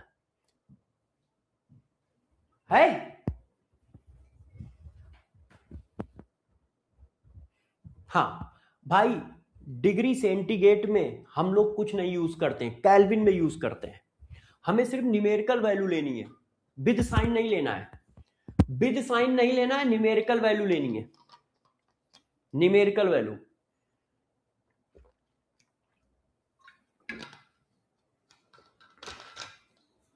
तो देखो, तो एक बात ध्यान रखना, डेल्टा टीएफ और freezing point of solution inversely proportional होते हैं, जबकि डेल्टा टीबी और boiling point of solution directly proportional होते हैं। अभी मैंने कल पढ़ाया था, अभी मैंने कल पढ़ाया था। तो ये देखो चीजें आ गई, इतनी बात सबको समझ में आ गई, इतनी बात सबको समझ में आ गई, क्योंकि इन पर क्वेश्चन भी आएगा। हाँ, अब इतनी बात सबको समझ में आ गई है तो आगे बढ़ते हैं, इतनी बात सबको समझ में आ गई है तो आगे बढ़ते हैं। जैसे ये देखो, मैंने आपको एक क्वेश्चन दिया, ध्यान दीजिए सारे लोग, मैंने कहा सॉल्यूशन ए, सॉल्यूशन ए, रुक जाओ ऐसे लिखता हूं, इक्वल्स सॉल्यूशन ए, कंसंट्रेशन है 0.5 मोलल, फिर है इक्वल्स सॉल्यूशन बी, कंसंट्रेशन है 0.9 मोलल। अब मैं कह रहा हूं arrange freezing point of solution. पहला क्वेश्चन, चलो एक एक करके मैं 3 क्वेश्चन बना देता हूं, एक एक करके मैं 3 क्वेश्चन बना देता हूं। पहला, अरेंज, ठीक है, depression of freezing point, order, depression of freezing point order का मतलब डेल्टा टीएफ का ऑर्डर, डेल्टा टीएफ का ऑर्डर। बताओ क्या आएगा, बताओ क्या आएगा। देखो, डेल्टा टीएफ इक्वल टू है K F into M, solvent same है तो के एफ सेम होगा, सॉल्वेंट देखो सेम है तो के एफ सेम होगा, तो डेल्टा टीएफ डायरेक्टली प्रोपोर्शनल हो गया एम के। इसका मतलब डेल्टा टीएफ का ऑर्डर क्या है, जिसकी मोलरिटी ज्यादा उसकी डेल्टा टीएफ ज्यादा, तो सॉल्यूशन बी का डेल्टा टीएफ ज्यादा होगा सॉल्यूशन ए से। क्लियर, क्लियर है, यस। अच्छा, मैंने क्वेश्चन को फिर घुमाया, मैंने कहा arrange boiling A, arrange freezing point of solution, freezing point of solution. मैंने कहा सॉल्यूशन का फ्रीजिंग पॉइंट बताइए, आप बताओ। तो सॉल्यूशन का जो फ्रीजिंग पॉइंट है वो डेल्टा टीएफ के इनवर्सली प्रोपोर्शनल है। इसका मतलब सॉल्यूशन का फ्रीजिंग पॉइंट मोलरिटी के इनवर्सली प्रोपोर्शनल है। क्यों, ये दोनों डायरेक्टली प्रोपोर्शनल है ना, तो उसके हिसाब से आंसर आ गया कि सॉल्यूशन ए का फ्रीजिंग पॉइंट ज्यादा होगा सॉल्यूशन बी से, सॉल्यूशन ए का फ्रीजिंग पॉइंट ज्यादा होगा सॉल्यूशन बी से। क्लियर है, यस। अब देखो, मैंने एक और क्वेश्चन बनाया यहां पर, मैंने क्वेश्चन सी बनाया, arrange elevation of boiling point, मतलब डेल्टा टीबी। ये देखिए, बी वाला समझ नहीं आया। एक कह रहा सर बी वाला नहीं समझ में आया। अरे भाई मेरे दोस्त, ये रिलेशन याद है, ये रिलेशन याद है। इस क्या लिखा है, जरा इसको पढ़ के सुनाओ। जिसका डेल्टा टीएफ ज्यादा होगा उसका फ्रीजिंग पॉइंट सॉल्यूशन का कम होगा। इनवर्सली प्रोपोर्शनल है ना। अब ये बताओ, डेल्टा टीएफ का ऑर्डर क्या है? बी ज्यादा है, ए कम है। तो फ्रीजिंग पॉइंट ऑफ सॉल्यूशन क्या होगा? उल्टा, डेल्टा टीएफ इसका ज्यादा है तो फ्रीजिंग पॉइंट ऑफ सॉल्यूशन इसका कम होगा। तो यही तो आंसर आएगा। क्यों? इनवर्सली प्रोपोर्शनल है ना।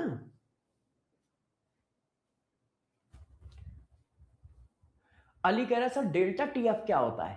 क्या बात है, तुम तो गजनी से भी 4 कदम आगे निकल गए। अभी तो 15 मिनट भी नहीं बीते हैं। अली तुम तो गजनी से भी 4 कदम आगे निकल गए। कह रहा है सर डेल्टा टीएफ क्या होता है? अरे प्रभु ये सब अभी तो पढ़ाया है यार, ऐसा भी नहीं कि कल परसों पढ़ाया हो। अभी तो सारी कहानी बताई है, अभी कहानी बताई है। सर लेट हो गया ज्वाइन करने में। अरे आप बता देते तो हम सब लोग रुक जाते। हम लोग क्यों पढ़ाते आगे? ये सारे बच्चे और हम दोनों लोग रुक जाते। हम लोग क्यों पढ़ाते? आप लेट हो गए ज्वाइन करने में, कहीं जाम में फंस गए होगे, हो सकता है कहीं भाषण देने जाना होगा, मीटिंग होगी तुम्हारी, है ना। हाँ, हेलीकॉप्टर लैंड होने में थोड़ा टाइम लग गया होगा, इसलिए क्लास लेट हो गई होगी। अगली बार से हम लोग को बता देना तो हम लोग लेट क्लास चालू कर लेंगे, है ना। हाँ, कह रहा सर नेट नेट नहीं चल रहा था। अच्छा नेट नहीं चल रहा था। तो प्रभु तुम शुरुआत से देखो यार, लेक्चर को पीछे ले जाओ, वहां से देखो, बीच से मत देखो, है ना। क्योंकि बीच से देखोगे तुम बार बार ऐसे क्वेश्चन पूछोगे, मैं सोचूंगा कि यार बच्चा क्यों नहीं समझ पा रहा बेचारा। चलो मजाक खत्म करते हैं, अली को हम लोगों ने बहुत परेशान कर लिया। अब देखो डेल्टा टीवी पूछ रहा है, तो डेल्टा टीवी इक्वल टू होता है केबी इंटू एम। अब केबी किस पर डिपेंड करता है? सिर्फ सॉल्वेंट पे, और सॉल्वेंट दोनों में सेम है। तो डेल्टा टीबी किस पर डिपेंड कर रहा है? मोलरिटी पे। जिसकी मोलरिटी ज्यादा उसका डेल्टा टीबी ज्यादा, एलिवेशन इन बॉइलिंग पॉइंट। तो इसका मतलब बी का ज्यादा होगा, ए का कम होगा। क्यों? क्योंकि बी का मोलरिटी ज्यादा है, बी की मोलरिटी ज्यादा है, तो बी का एलिवेशन इन बॉइलिंग पॉइंट भी ज्यादा होगा। अब D, arrange arrange boiling point of solution, boiling point of solution. अब यार बॉइलिंग पॉइंट ऑफ सॉल्यूशन पूछ रहा हूं, तो मैंने कल पढ़ाया है कि बॉइलिंग पॉइंट ऑफ सॉल्यूशन जो होता है वो डायरेक्टली प्रोपोर्शनल होता है डेल्टा टीबी के। जिसका डेल्टा टीबी ज्यादा होगा उसी का बॉइलिंग पॉइंट ऑफ सॉल्यूशन ज्यादा होगा। फ्रीजिंग पॉइंट डेल्टा टीएफ के इनवर्सली प्रोपोर्शनल है, मगर बॉइलिंग पॉइंट डायरेक्टली प्रोपोर्शनल होता है। इसका मतलब सॉल्यूशन बी का ही बॉइलिंग पॉइंट ज्यादा होगा सॉल्यूशन ए से। ये चारों रिलेशन एक साथ बताने के पीछे रीजन ये है कि तुम्हारे दिमाग में ये बात बैठ जाए कि बॉइलिंग पॉइंट और डेल्टा टीबी दोनों डायरेक्टली प्रोपोर्शनल होते हैं, और फ्रीजिंग पॉइंट और डेल्टा टीएफ इनवर्सली प्रोपोर्शनल होते हैं। फ्रीजिंग पॉइंट ऑफ सॉल्यूशन और डेल्टा टीएफ इनवर्सली प्रोपोर्शनल होते हैं। इसलिए मैंने चारों क्वेश्चन एक जगह पे कर दिए। अच्छा, बच्चों ने कहा सर ठीक है, हम ये बात अब समझ गए, आप आगे बढ़ो। मैंने कहा ठीक है। अब हम लोग अगली हेडिंग करते हैं जिसका नाम है ऑस्मोसिस। क्या नाम है बच्चों? ऑस्मोसिस। हेडिंग का नाम है ऑस्मोसिस। आप में से कोई बच्चा बताए ऑस्मोसिस क्या होता है। देखो ये हेडिंग आप बचपन से पढ़ते आ रहे हो। कहां से पढ़ते आ रहे हो? बचपन से। What is the definition, what is the definition of osmosis? कोई है बताने वाला? कोई बताने वाला है? देखो बच्चों,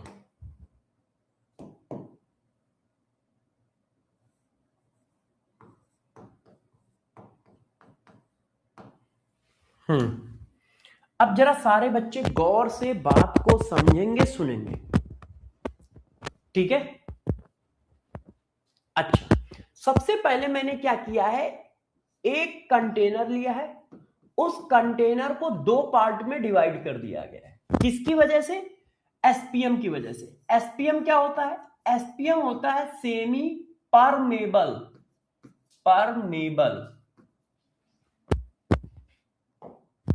semi permeable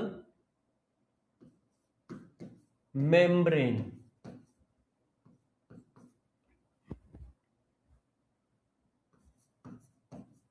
semi permeable membrane, ये देखो S P M, semi permeable membrane. मतलब ये क्या होती है? सेमी परमेबल मेम्ब्रेन क्या होती है? देखो, सेमी परमेबल मेम्ब्रेन एक नेचुरल, रियल या आर्टिफिशियल मेम्ब्रेन है, जिसका काम क्या होता है? Only pass, only pass solvent molecule, solvent molecule, only pass solvent molecule to solution 1 to solution 2। मतलब ये एक ऐसी मेम्ब्रेन है एंड वाइस वर्सा जो सिर्फ सॉल्वेंट के मॉलिक्यूल को आर पार करती है। जैसे मैंने मान लो इस तरफ एक सॉल्यूशन भर दिया, इस तरफ मैंने एक सॉल्यूशन भर दिया, ये देखो, और एक सॉल्यूशन मैंने इस तरफ भर दिया, और दोनों का कंसंट्रेशन अलग अलग है।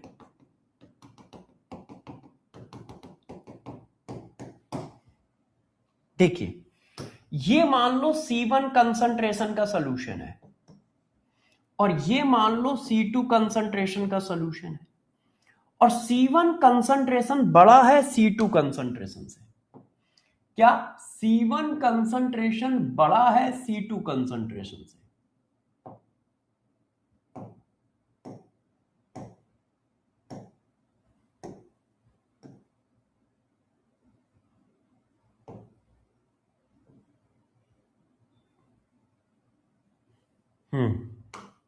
ये देखो, C1 कंसंट्रेशन बड़ा है C2 कंसंट्रेशन से, तो इस मेम्ब्रेन का काम होता है, इसको कहते हैं सेमी परमेबल मेम्ब्रेन। और सेमी परमेबल मेम्ब्रेन का मतलब क्या होता है?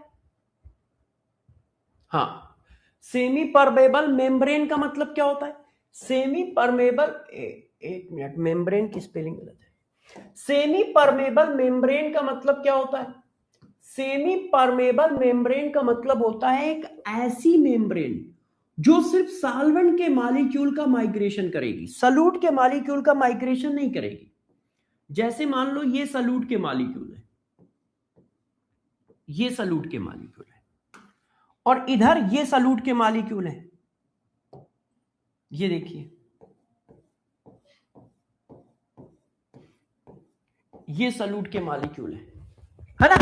तो ये जो सॉल्यूट के मॉलिक्यूल हैं वो उधर नहीं जाएंगे, और ये वाले जो सॉल्यूट के मॉलिक्यूल हैं, एक मिनट, कलर चेंज करें, ये जो सॉल्यूट के मॉलिक्यूल हैं वो उधर नहीं जाएंगे, मगर वाटर के मॉलिक्यूल आर पार होते रहेंगे, वो इधर भी जाएंगे, उधर भी जाएंगे। सॉल्वेंट के मॉलिक्यूल आर पार होते रहेंगे, मगर सॉल्यूट के मॉलिक्यूल आर पार नहीं होंगे। किससे? मेम्ब्रेन से। तो सेमी परमेबल मेम्ब्रेन क्या होती है? ऐसी मेम्ब्रेन जिसमें सिर्फ सॉल्वेंट के मॉलिक्यूल आर पार होते हैं, माइग्रेट करते हैं, सिर्फ सॉल्वेंट के मॉलिक्यूल माइग्रेट करते हैं। अब ऑस्मोसिस क्या होती है? ऑस्मोसिस होता है स्पॉन्टेनियस, ऑस्मोसिस होता है spontaneous motion of solvent molecule, solvent molecule, molecule, spontaneous motion of solvent molecule, low concentration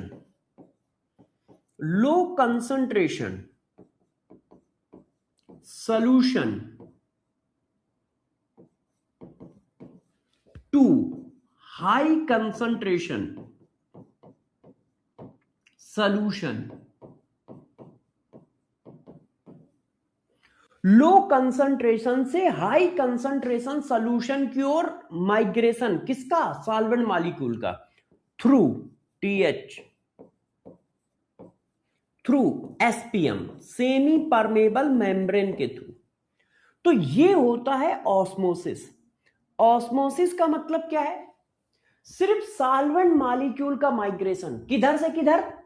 low concentration of solution से हाई कंसंट्रेशन ऑफ सॉल्यूशन की ओर, लो कंसंट्रेशन ऑफ सॉल्यूशन से हाई कंसंट्रेशन ऑफ सॉल्यूशन की ओर। किसका migration? सिर्फ solvent molecule का। देखो ये high concentration है और ये लो कंसंट्रेशन है, तो इधर से इधर का migration. Low concentration of solution से हाई कंसंट्रेशन ऑफ सॉल्यूशन की ओर होगा माइग्रेशन।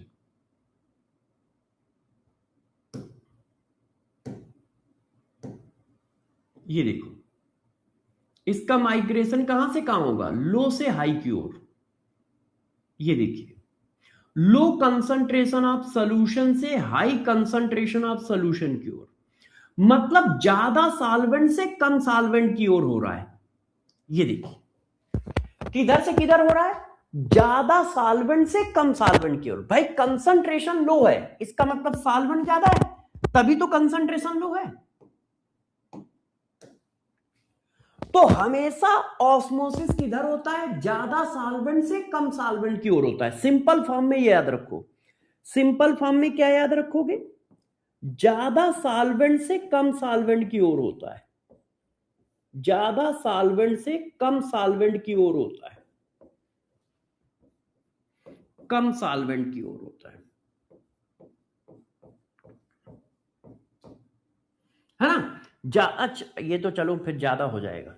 ज्यादा सॉल्वेंट से कम सॉल्वेंट की ओर होता है। तो ऑस्मोसिस किधर से किधर होगा? डिफिनीशन क्या है? डिफिनीशन क्या है? स्पॉन्टेनियस। स्पॉन्टेनियस का मतलब अपने आप होगा, आपको करने की जरूरत नहीं है। जैसे ही ये अरेंजमेंट कर दोगे वो अपने आप होगा। किधर से किधर होगा? लो कंसंट्रेशन ऑफ सॉल्यूशन से हाई कंसंट्रेशन ऑफ सॉल्यूशन की ओर। देखो ये लो कंसंट्रेशन है, ये high. Low concentration of solution से हाई कंसंट्रेशन ऑफ सॉल्यूशन की ओर होगा। कौन? Osmosis through SPM. ऑस्मोसिस और डिफ्यूजन में क्या डिफरेंस है? What is the difference of osmosis और डिफ्यूजन? बताओ। ऑस्मोसिस और डिफ्यूजन में क्या डिफरेंस है?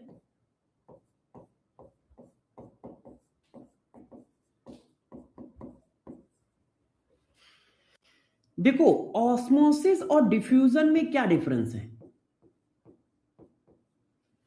पहली बात, ऑस्मोसिस में सिर्फ सॉल्वेंट के मॉलिक्यूल माइग्रेट करते हैं, डिफ्यूजन में दोनों मॉलिक्यूल माइग्रेट करते हैं। यदि ये डिफ्यूजन होता तो ये इधर से इधर सल्यूट भी जाता, इधर से इधर सल्यूट भी आता। ऑस्मोसिस में सिर्फ सॉल्वेंट मॉलिक्यूल माइग्रेट करते हैं, only solvent molecule, only solvent molecule migrate करते हैं। और डिफ्यूजन में क्या होते हैं? सॉल्वेंट एंड सल्यूट दोनों माइग्रेट करते हैं, दोनों माइग्रेट करते हैं। इसमें एसपीएम लगी होती है और उसमें कोई एसपीएम नहीं होती है, इसमें कोई एसपीएम नहीं होती है। डिफ्यूजन में क्या होता है? डिफ्यूजन में सल्यूट मॉलिक्यूल सॉल्वेंट मॉलिक्यूल दोनों माइग्रेट करते हैं एक दूसरे की ओर, और उसमें कोई एसपीएम नहीं लगी होती है। और ऑस्मोसिस में कंडीशन है कि एसपीएम लगी होनी चाहिए, सेमी परमेबल मेम्ब्रेन लगी होनी चाहिए, सेमी परमेबल मेम्ब्रेन लगी होनी चाहिए। जैसे अंगूर है, आप अंगूर को दूध में डालो, अंगूर तो जानते हो, अंगूर नहीं, किशमिश जानते हो? अंगूर छोड़ो, किशमिश, किशमिश को दूध में डालो तो किशमिश फूल जाती है। जैसे खीर ईर बनती है तो देखते हो, खीर ईर बनती है तो किशमिश फूल जाती है, तो वो ऑस्मोसिस प्रोसेस ही है। वो जो किशमिश की लेयर है वो सेमी परमेबल मेम्ब्रेन का काम करती है, वो नेचुरल मेम्ब्रेन है। जैसे आप किशमिश को दूध में डालोगे किशमिश फूल जाएगी, किशमिश को पानी में डालोगे किशमिश फूल जाएगी, तो वो क्या है, ऑस्मोसिस है। क्यों? क्योंकि उसमें मेम्ब्रेन लगी है। हाँ, छुआरे को पानी में डालो वो भी फूल जाएगा, मेम्ब्रेन लगी है, मेम्ब्रेन लगी है, वो नेचुरल मेम्ब्रेन है। तो सिर्फ पानी पानी अंदर जा रहा होता है, सिर्फ पानी पानी अंदर जा रहा होता है ना। तो सारे बच्चों को पहले ये बताओ, ये बात समझ में आई? ऑस्मोसिस की डिफिनीशन समझ में आई? ऑस्मोसिस का मतलब क्या है? Spontaneous motion of solvent molecule low concentration of solution to high concentration of solution through SPM. SPM के through low concentration of solution से हाई कंसंट्रेशन ऑफ सॉल्यूशन की ओर जाना ऑस्मोसिस है। की ओर जाना क्या है? ऑस्मोसिस है। की ओर जाना ऑस्मोसिस है। ये बात क्लियर हो गई? ये बात सबको क्लियर हो गई? हाँ। अच्छा, एक बात मेरे को बताओ, मेरे को अच्छे से बताइएगा, ठीक है सब लोग। ये जो मेम्ब्रेन है इसके पास क्या तुम्हारी तरह दिमाग होता है? मतलब जैसे आप देखते हो गर्ल्स स्कूल है तो बॉयज को घुसने नहीं दिया जाता है। तुम कहां जा रहे हो? ये गर्ल्स स्कूल है। क्यों? गार्ड को पता होता है कि तुम बॉयज हो, उसके पास दिमाग होता है तो तुम्हें पहचान लेता है कि यार ये तो बॉयज है, ये गर्ल्स कहां है, इसको नहीं जाने दो, इसको नहीं जाने दो, है ना, नहीं जाने दो, तो नहीं जाने देता है। या मान लो कोई ऑफिस है, जैसे मान लो मिलिट्री का कैंप है, मिलिट्री के कैंप पे हम लोग घुसेंगे तो मना कर देगा कि नहीं आप नहीं जा सकते हो। क्यों? क्योंकि उसको पता है कि हम में से कोई मिलिट्री में नहीं है, तो वो हमको घुसने से मना कर देगा। क्यों? क्योंकि जो सामने बैठा है गार्ड उसके पास दिमाग है, वो सोच पाता है, वो देख पाता है, वो समझ पाता है। तो मेम्ब्रेन के पास क्या दिमाग होता है? उसको कैसे पता चलता है कि ये सॉल्यूट पार्टिकल है, इसको मत जाने दो। आपने कहा कि ऑस्मोसिस हाई कंसंट्रेशन से लो कंसंट्रेशन से हाई कंसंट्रेशन की ओर होगी। तो मान लो सॉल्यूट मॉलिक्यूल के साथ सॉल्वेंट मॉलिक्यूल के साथ सॉल्यूट मॉलिक्यूल भी चुपके चुपके निकला जा रहा है, तो वो निकल क्यों नहीं पाता है? वो क्यों नहीं निकल पाता है? भाई सॉल्वेंट मॉलिक्यूल भाग रहा है, पीछे से सॉल्यूट भी भाग जाए बगल से, चुपके चुपाते, तो वो क्यों नहीं जा पाता है? उसके पीछे रीजन क्या है? Why solute molecule not migrate in osmosis process? बताओ, वाई सॉल्यूट मॉलिक्यूल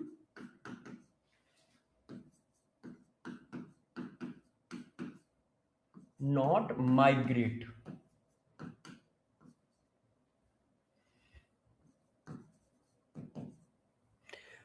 तो इसके पीछे रीजन क्या है? तो उसके पीछे एक सिंपल सा रीजन है। वो रीजन क्या है?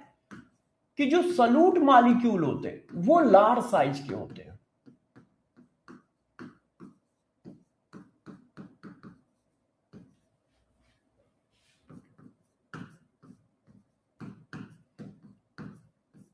इसलिए मेम्ब्रेन से आर पार नहीं जा पाते हैं। सॉल्यूट मॉलिक्यूल लार्ज साइज के होते हैं जिसलिए मेम्ब्रेन से आर पार नहीं जा पाते। यदि सॉल्यूट मॉलिक्यूल का साइज सॉल्वेंट के मॉलिक्यूल के साइज के बराबर है तो वो भी फ्रीक्वेंटली जाएगा, वो भी आराम से चला जाएगा। क्यों? क्योंकि मेम्ब्रेन के पास दिमाग नहीं होता है, मेम्ब्रेन के पास होल्स होते हैं। अब उस होल से वही आर पार जा पाएगा जो उस होल से छोटा हो। तो सॉल्वेंट मॉलिक्यूल उस होल से छोटे होते हैं और सॉल्यूट मॉलिक्यूल उस होल से बड़े होते हैं।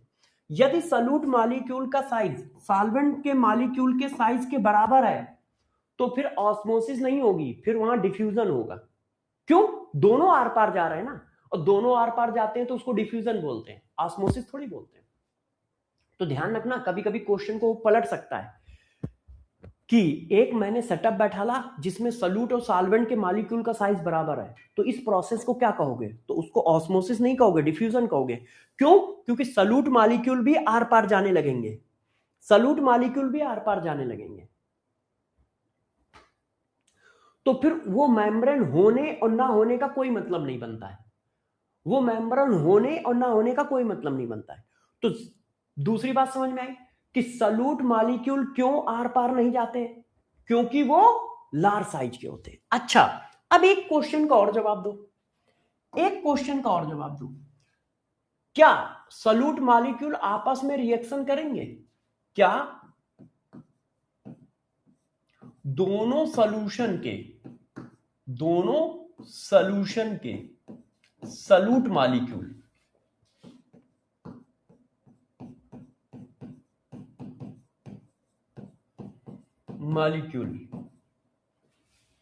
आपस में रिएक्शन करेंगे?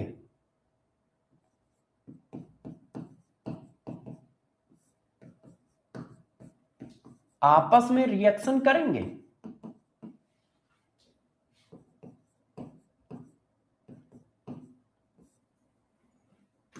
आपस में रिएक्शन करते हैं? बताओ, बताइए, क्या सॉल्यूट मॉलिक्यूल आपस में रिएक्शन करेंगे? नहीं। क्यों नहीं करेंगे? अरे भाई, जब इधर से उधर जा ही नहीं रहे हैं तो रिएक्शन कैसे करेंगे? रिएक्शन करने के लिए मिलना पड़ता है ना। जब एक सॉल्यूट मॉलिक्यूल दूसरे सॉल्यूट मॉलिक्यूल के आसपास आएगा, पास में आएगा, तभी तो बॉन्ड बनाएगा या बॉन्ड ब्रेक करेगा। आप साफ साफ बोल रहे हो कि इधर का सॉल्यूट इधर नहीं आएगा, इधर का सॉल्यूट उधर नहीं जाएगा, तो फिर रिएक्शन कैसे होगी? रिएक्शन कैसे होगी? तो सॉल्यूट मॉलिक्यूल आपस में रिएक्शन नहीं करते हैं। इस सॉल्यूट मॉलिक्यूल का इस सॉल्यूट मॉलिक्यूल के साथ कोई रिएक्शन नहीं हो सकती, ध्यान रखना। इस सॉल्यूट मॉलिक्यूल का उस सॉल्यूट मॉलिक्यूल के साथ कोई रिएक्शन नहीं हो सकती। क्यों नहीं हो सकती? क्योंकि यार बीच में मेम्ब्रेन लगी है। ग्रीन वाले येलो वाले से कैसे रिएक्शन करते हैं? येलो वाले में है, ग्रीन वाले ग्रीन वाले में। जब तक एक दूसरे के पास नहीं आएंगे तब तक रिएक्शन कैसे होगी? और आप कह रहे हो वो दोनों एक दूसरे से माइग्रेट करेंगे नहीं, तो जब माइग्रेट करेंगे नहीं तो रिएक्शन होगी नहीं। ओके, ठीक है, क्लियर है? ये बात समझ में आई? अब इन सब पे क्वेश्चन बनेंगे। तुम क्या सोच रहे हो कि हाँ सब ऐसे ही चल रहा है? प्रभु, ऐसे नहीं चल रहा है, इन पर क्वेश्चन बनेंगे और मैं पूछूंगा क्वेश्चन, ठीक है? दिमाग लगाइएगा। अच्छा, अच्छा, एक बात बताओ, एक बात बताओ, ये ऑस्मोसिस कब तक चलती रहेगी? कब तक चलती रहेगी? भाई आपने कहा कि लो कंसंट्रेशन से हाई कंसंट्रेशन की ओर ऑस्मोसिस चल रही है, इसका मतलब डायरेक्शनल है। कब तक चलता रहेगा ये ड्रामा? कब तक चलता रहेगा बताओ? कब चलता रहेगा? क्या रुकेगा कभी कि रुकेगा ही नहीं? भाई ये कब रुक जाएगा? जब दोनों साइड का कंसंट्रेशन सेम हो जाए। तो जब दोनों साइड का कंसंट्रेशन सेम हो जाएगा तो इक्विलिब्रियम आ जाएगी, रुकेगा तब भी नहीं, इक्विलिब्रियम आ जाएगी। क्यों? जितने मॉलिक्यूल वाटर के इधर जाएंगे उतने ही मॉलिक्यूल वाटर के इधर आएंगे। तो जब उनमें इक्विलिब्रियम स्टेबलाइज हो जाएगा तब ऑस्मोसिस स्टॉप हो गया। इसका मतलब दोनों टाइप का, दोनों जगह का कंसंट्रेशन क्या हो गया? सेम हो गया। तो ऑस्मोसिस कब रुक जाएगी? जब दोनों जगह का कंसंट्रेशन, दोनों कंपार्टमेंट का कंसंट्रेशन सेम हो जाएगा, उसको कहेंगे इक्विलिब्रियम। ऐसा नहीं कि माइग्रेशन रुक जाएगा, माइग्रेशन तो होगा ही होगा, मॉलिक्यूल तो भागता ही रहेगा, मगर एक सेकंड में 4 मॉलिक्यूल ए से बी साइड में आए तो उसी एक सेकंड में 4 मॉलिक्यूल बी से ए साइड में जाएंगे, तो रिजल्टेंट चेंज 0 हो गया, जिसकी वजह से कंसंट्रेशन सेम हो गया। तो ऑस्मोसिस प्रोसेस में क्या होगा? तो जब इक्विलिब्रियम स्टेबलाइज होगी उस समय ऑस्मोसिस रुक जाएगा, है ना? उस समय ऑस्मोसिस क्या होगा? रुक जाएगा। ऑस्मोसिस कब रुक जाएगा, कब स्टॉप होगा, स्टॉप होगा।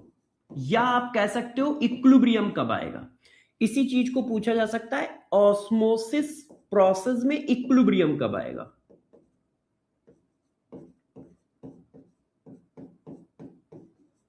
इक्विलिब्रियम, तो इक्विलिब्रियम कब आएगा, इक्विलिब्रियम जब आएगा जब कंसंट्रेशन दोनों के बराबर हो जाएंगे। Concentration of solution 1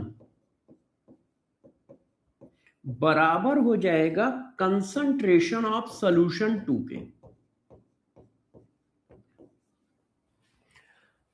concentration of solution 1 बराबर हो जाएगा कंसंट्रेशन ऑफ सॉल्यूशन 2 के। हाँ बेटा ठीक है, सुन लिया, समझ लिया। अब आओ जरा कहानी को और आगे बढ़ाते हैं।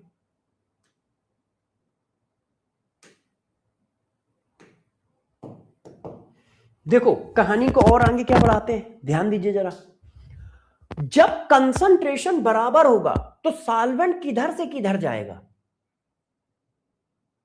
भाई। यदि कंसंट्रेशन बराबर हुआ तो इसका मतलब सॉल्वेंट मॉलिक्यूल, एक तरफ सॉल्वेंट ज्यादा था एक तरफ कम था, तो सॉल्वेंट मॉलिक्यूल मूव किया ना।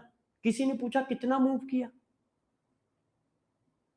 किसी ने पूछा कितना मूव किया, तो तुम्हें जरा ध्यान देना पड़ेगा यहां पर, है ना, ध्यान देना पड़ेगा।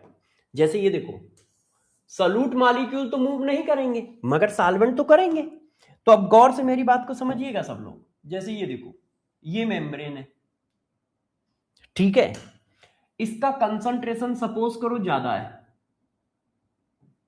और इसका कंसंट्रेशन कम है।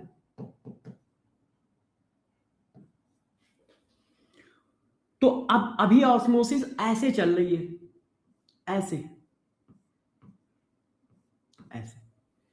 अब जब ऑस्मोसिस रुकेगी तो क्या होगा, तो ऑस्मोसिस रुकेगी तो इसका मतलब यहां से W ग्राम सॉल्वेंट निकल के यहां पे आ गया, तो यहां पे W ग्राम सॉल्वेंट कम हुआ और यहां पे W ग्राम सॉल्वेंट ऐड हो गया। बात समझ पाए कि नहीं भाई। आपने कहा दोनों का कंसंट्रेशन सेम हो गया, अब दोनों का कंसंट्रेशन कैसे सेम हो सकता है, उसका क्या रास्ता है, उसका रास्ता यही है ना कि इसका कंसंट्रेशन बढ़ाया जाए, इसका कंसंट्रेशन कम किया जाए। तो इसका कंसंट्रेशन कैसे कम होगा, जब इसमें सॉल्वेंट बढ़ जाएगा, सॉल्वेंट बढ़ गया तो कंसंट्रेशन कम हो गया। और इसका कंसंट्रेशन बढ़ा कैसे, जब इससे सॉल्वेंट निकल जाए। तो जब सॉल्वेंट इधर से इधर जा रहा है तो कितना सॉल्वेंट निकल गया, W। जितना सॉल्वेंट निकला उतना ही सॉल्वेंट तो इसको मिला, तो इसको कितना मिल गया, +W।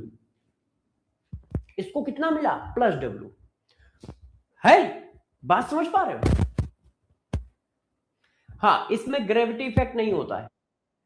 टिनी पार्टिकल, जो बहुत स्मॉल साइज के पार्टिकल होते हैं, उन पे ग्रेविटी इफेक्ट काम नहीं करता है। एयर पे ग्रेविटी इफेक्ट काम करता है,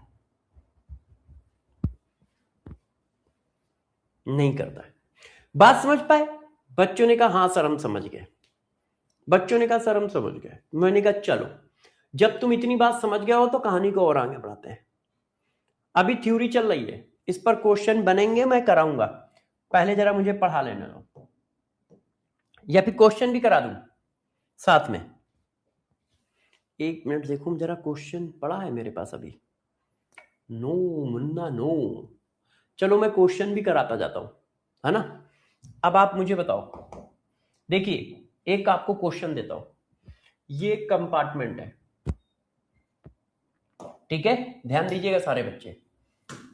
ये कंपार्टमेंट है ऐसा, ये मेम्ब्रेन लगी हुई है, इस साइड मैंने भर दिया बच्चों, देखिए इस साइड मैंने भर दिया इक्वल सोल्यूशन ऑफ KSCN, और इस साइड बच्चों मैंने भर दिया इक्वल सोल्यूशन ऑफ FeCl3, और ये SPM है, ठीक है। अब जरा देखो, when FeCl3 react with KSCN solution, then form black रोजी रेड कलर कॉम्प्लेक्स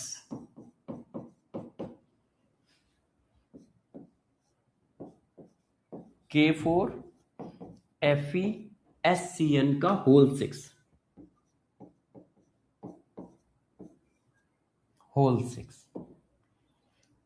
ठीक है, अब देखो मैंने क्या बताया।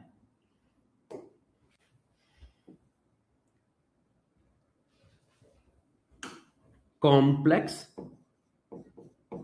फॉर्म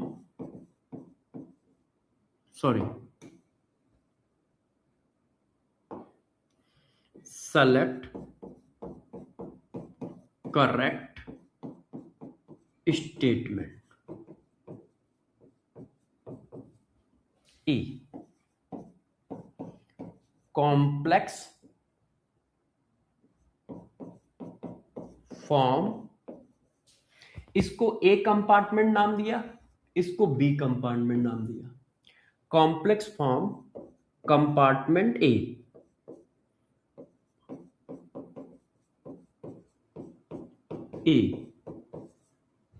पहला ऑप्शन बताइए।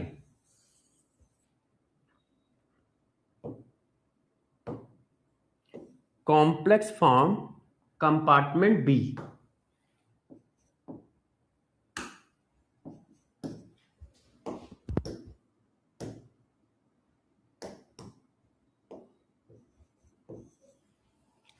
सी कॉम्प्लेक्स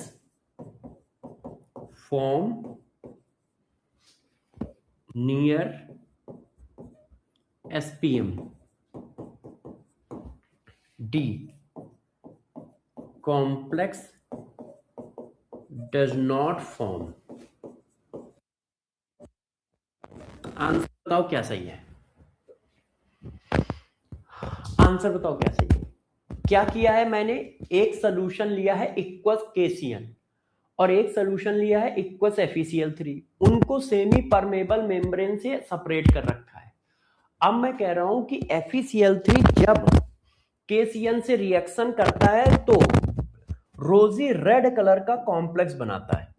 तो आपको बताना है कॉम्प्लेक्स कहां फॉर्म होगा, बताओ। तो सिंपल सी बात है, मैंने अभी आपको बताया कि कॉम्प्लेक्स फॉर्म नहीं होगा। क्यों नहीं होगा? क्योंकि सॉल्यूट पार्टिकल आपस में रिएक्शन नहीं करते। तो ये जब इसके पास में आएगा ही नहीं तो कॉम्प्लेक्स फॉर्म कैसे होगा? वो ये बता रहे हैं कि यदि ये रिएक्शन करेंगे तो ये कॉम्प्लेक्स बनाएंगे, मगर जब रिएक्शन ही नहीं करेंगे तो बनाएंगे कैसे? ऑप्शन गलत नहीं है बेटा। मुन्ना, सूरज, आपको पता ही नहीं है, ये जेई में क्वेश्चन आ चुका है 2023 में, 2023 या 2022 में आया है। तो जरा गौर से समझो, वो कह रहा है कि जब FeCl3 KCN से रिएक्शन करता है तो ये कॉम्प्लेक्स बनाता है। तो आप बताओ कहां बनेगा? तो भाई जब ये रिएक्शन ही नहीं करेंगे तो कॉम्प्लेक्स बनेगा कैसे? तो जरा ध्यान रखिएगा इस बात का कि वो ऐसे क्वेश्चन लिखेगा ना कि तुम्हें लगेगा कि यार कहीं ना कहीं तो बन ही रहा है, तो तुम तुक्का मारोगे, ए में बनेगा, बी में बनेगा, नियर SPM बनेगा, जबकि सॉल्यूट पार्टिकल आपस में रिएक्शन ही नहीं करते तो कॉम्प्लेक्स ही नहीं बनेगा। और वो एक ऑप्शन ये भी देगा, वो एक ऑप्शन ये भी देगा।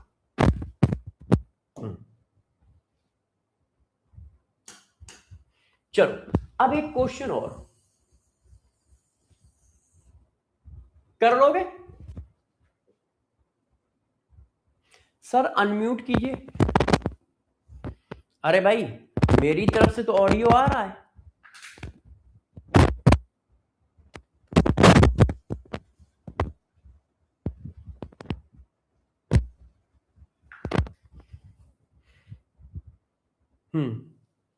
अब गौर से देखो, अब बात करते हैं आगे।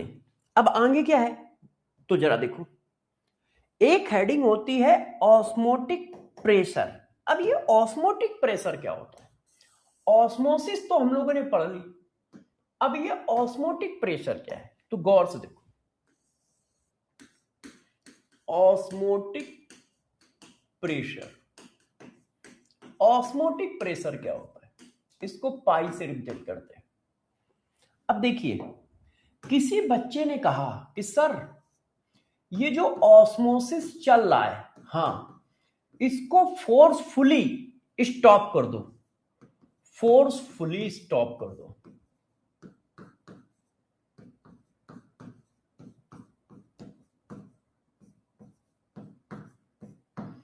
ये जो ऑस्मोसिस प्रोसेस चल रहा है इसको फोर्सफुली स्टॉप कर दो। तो कैसे स्टॉप होगा? देखो, ऑस्मोसिस प्रोसेस को स्टॉप करने का एक तरीका है फोर्सफुली। वो क्या है? कहां है? यदि दोनों तरफ का प्रेशर, गौर सुनना सब लोग, यदि दोनों तरफ का प्रेशर बराबर कर दिया जाए तो ऑस्मोसिस स्टॉप हो जाएगी। ऑस्मोसिस क्या है? स्टॉप हो जाएगी। मगर आप जानते हो कि इसका कंसंट्रेशन ज्यादा है तो इसका वेपर प्रेशर क्या होगा? कम होगा। भाई इसका वेपर प्रेशर कितना है? P1 है। इसका वेपर प्रेशर कितना है? P2 है। तो कंसंट्रेशन ज्यादा तो वेपर प्रेशर कम। क्यों? वेपर प्रेशर सॉल्यूशन का क्या होता है? डिक्रीज करता है। और कितना डिक्रीज करता है? जितना ज्यादा सॉल्यूट मिलाओगे उतना कम वेपर प्रेशर होगा। अब सॉल्यूट इसमें ज्यादा है, क्यों? कंसंट्रेशन ज्यादा है। तो इसका मतलब P1 की वैल्यू कम है और P2 की वैल्यू ज्यादा है कि नहीं? हाँ। ये बात सबको समझ में आई कि नहीं? ये बात सबको समझ में आई कि नहीं बताओ? मैंने इस सॉल्यूशन का वेपर प्रेशर P1 माना, इस सॉल्यूशन का P2 माना। अब बड़ा कौन होगा? तो जिसका कंसंट्रेशन ज्यादा उसका वेपर प्रेशर कम। हाँ, अमय गुप्ता जी पूछो, गुप्ता जी आप पूछो।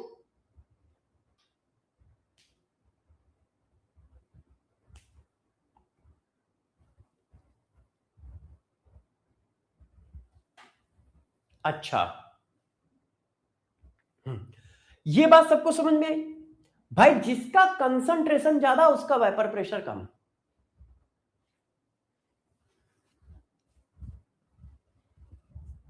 कंसंट्रेशन कम होने से बार ज्यादा, वेपर ज्यादा क्योंकि प्रेशर ज्यादा क्यों?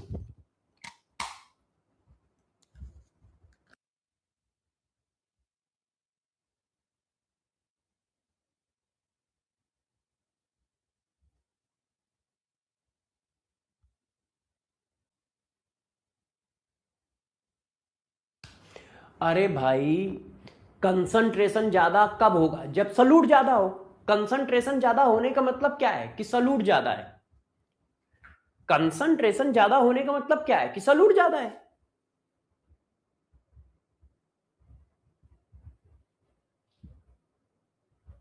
सर क्वेश्चन में सॉल्यूट या सॉल्वेंट पता कैसे चलेगा? आचल बताया जाएगा, परेशान ना हो, वो बताएगा आपको।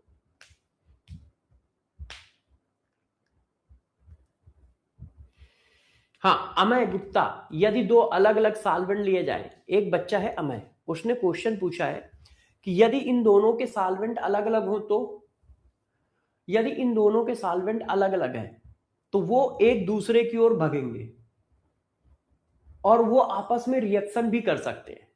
वो आपस में रिएक्शन भी कर सकते हैं। ऑस्मोसिस जनरली सेम सॉल्वेंट में होती है। ऑस्मोसिस जनरली सेम सॉल्वेंट में होती है। जो सॉल्वेंट इधर हो वही सॉल्वेंट इधर हो। यदि दोनों तरफ अलग अलग सॉल्वेंट है तो वहां कुछ भी घटित हो सकता है। वो दोनों सॉल्वेंट आपस में रिएक्शन कर सकते हैं। ठीक है, हो सकता है एक सॉल्वेंट आर पार जाए दूसरा जाए ना। क्यों?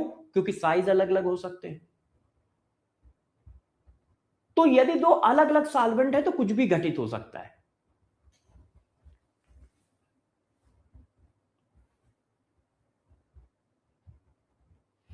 अच्छा, अब कुछ बच्चे पूछ रहे सर प्रेशर कैसे कम हो रहा है? भाई मैं कैमरे के अंदर जा नहीं सकता, नहीं तो मैं तुम्हें खूब पीटता और दौड़ा दौड़ा के पीटता। इसी वजह से मेरी गार्जियन से रिक्वेस्ट है, इनके अगल बगल यदि गार्जियन पाए जा रहे हैं, बड़े भाई बड़े बहन पाए जा रहे हैं, तो इनके खींच के 2 थप्पड़ लगाओ और 2 थप्पड़ लगा के पूछो कि 3 दिन पहले जो बातें पढ़ाई गई है तुम भूल जाओगे तो साल भर बाद पेपर कैसे दोगे और डॉक्टर कैसे बनोगे? अरे प्रभु, तुम्हें अभी पढ़ाया है 2 मिनट पहले राउल्स लॉ में, ये नहीं पढ़ाया है, ये नहीं पढ़ाया है कि मोल फ्रैक्शन जितना ज्यादा होगा सॉल्यूशन का वेपर प्रेशर उतना कम होगा।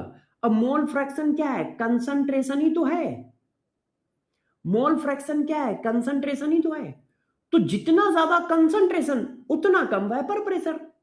4 दिन से तो लगातार चिल्ला रहे हैं, अब तुम पूछ रहे हो कि सर कंसंट्रेशन ज्यादा होने से वेपर प्रेशर कम कैसे होगा? मैं यदि चक्कर खा के गिरा तो भाई तुम सबको मैं मारूंगा आके। इस तरह के क्वेश्चन पूछोगे तो अचानक शॉक लग के मैं गिर भी सकता हूं, चक्कर भी मेरे को आ सकता है, चक्कर भी आ सकता है, गिर भी सकता हूं। और इन बच्चों के आसपास गार्जियन जरूर पाए जाएं, गार्जियन जरूर। बस ऐसे ऐसे वो कुर्सी में बैठे पढ़ा रहा हो, आप ऐसे खड़े रहो, जैसे ही मैं कहूं कंटाप मारो, बस खट्ट से एक मार दो। ये ऐसे नहीं सुधरेंगे, 4 दिन में बातें भूल जाते हैं, 4 दिन में बातें भूल जाते हैं। लड़कियों की बातें नहीं भूलेंगे, लड़कों की बातें नहीं भूलेंगे, उल्टी सीधी चीजें नहीं भूलेंगे, पिक्चर नहीं भूलेंगे, गाना नहीं भूलेंगे, मगर केमिस्ट्री भूल जाएंगे।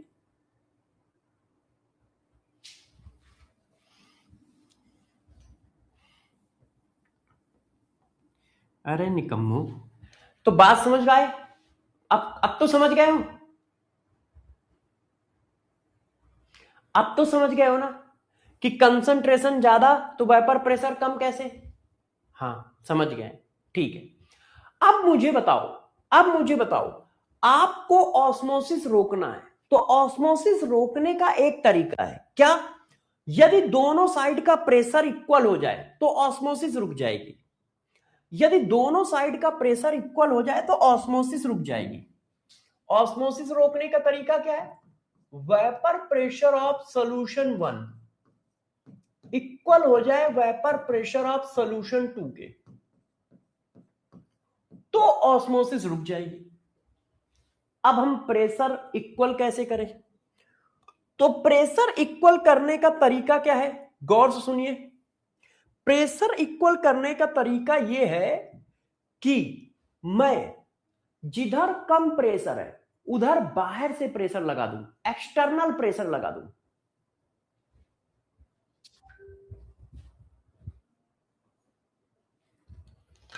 तो बेटा आयुष ठीक किया है मम्मी ने, ये कंटाप लगा दिया है ना। मेरी तरफ से अपनी मम्मी को धन्यवाद कह देना। हाँ अब भाई देखो, मुन्ना मुन्ना ध्यान दो, इधर वेपर प्रेशर कम है तो हम क्या करें? बाहर से एक एक्सटर्नल प्रेशर लगा दें। बाहर से क्या लगा दें? एक एक्सटर्नल प्रेशर लगा दें। ये एक्सटर्नल प्रेशर बाहर से लगा दें, जिससे क्या हो? बराबर हो जाए। तो जो मैंने एक्सटर्नल प्रेशर लगाया है वही ऑस्मोटिक प्रेशर है। अब क्या हुआ? दोनों साइड का प्रेशर बराबर हो गया। मैंने बाहर से एक्सटर्नल प्रेशर लगा दिया, मैंने बाहर से एक एक्सटर्नल प्रेशर लगा के दोनों साइड का प्रेशर बराबर कर दिया। जो एक्सटर्नल प्रेशर आप लगा रहे हो उसी को क्या कहते हैं? उसी को क्या कहते हैं? ऑस्मोटिक प्रेशर कहते हैं। ऑस्मोसिस प्रोसेस को रोकने के लिए जो एक्सटर्नल प्रेशर आप अप्लाई करते हो उसे ऑस्मोटिक प्रेशर कहते हैं। तो ऑस्मोटिक प्रेशर की डिफिनीशन क्या है? ऑस्मोसिस प्रोसेस को रोकने के लिए जो एक्सटर्नल प्रेशर आप अप्लाई करते हो उसे ऑस्मोटिक प्रेशर कहते हैं, है ना। तो क्या हुआ? एक्सटर्नल प्रेशर अप्लाइड टू, किधर अप्लाई करते हो? High concentration side, high concentration side. क्यों? जिधर कंसंट्रेशन ज्यादा होगा उधर वेपर प्रेशर कम होगा। हाई कंसंट्रेशन साइड या लो वेपर प्रेशर साइड, बात एक ही है। Low vapour pressure, vapour pressure side external pressure applied to, एक मिनट, A double P, applied to high concentration side या low vapour pressure side, low vapour pressure side. This external pressure is known as osmotic pressure. This external pressure is called osmotic pressure. इसी external pressure को हम osmotic pressure कहते हैं. To stop osmosis, to stop osmosis, osmosis को रोकने के लिए, osmosis को रोकने के लिए जो एक्सटर्नल प्रेशर आप हाई कंसंट्रेशन साइड में लगाते हो या लो वेपर प्रेशर की साइड में लगाते हो उसे ऑस्मोटिक प्रेशर कहते हैं. अब देखो मैंने किधर लगाया है, जिधर कंसंट्रेशन ज्यादा है उधर लगाया है. क्यों? जिधर कंसंट्रेशन ज्यादा होगा उधर प्रेशर कम होगा और हमें कम प्रेशर की साइड में लगाना है. और कितना लगाना है? जैसे दोनों ऑस्मोटिक प्रेशर बराबर हो जाए, और बराबर हो गए तो ऑस्मोसिस रुक गई, तो ऑस्मोसिस रुक गई. रेहान, रेहान प्रभु सब सही है, तुमने जहां पढ़ा है या तो वहां गलत है या तुम गलत हो, है ना. ये सब सही लिखा है, परेशान ना हो, अब मुझे पढ़ाने दो बस. अब देखो जरा, आपने क्या किया, दोनों साइड का प्रेशर बराबर कर दिया. अब ऑस्मोटिक प्रेशर की वैल्यू कितनी आई? दोनों के प्रेशर के डिफरेंस के बराबर. ये देखो ऑस्मोटिक प्रेशर की वैल्यू कितनी आई? दोनों के प्रेशर के डिफरेंस के बराबर. ये देखिए, ये देखिए है. और इसका फार्मूला क्या आता है? इसका फार्मूला आता है pi equal to C R T. इसका फार्मूला आता है pi equal to C R T. Where C क्या है? वेयर सी क्या है? सी है concentration, concentration, concentration of solution. और कंसंट्रेशन कौन सी? Molarity, molarity. आर क्या है? Gas constant.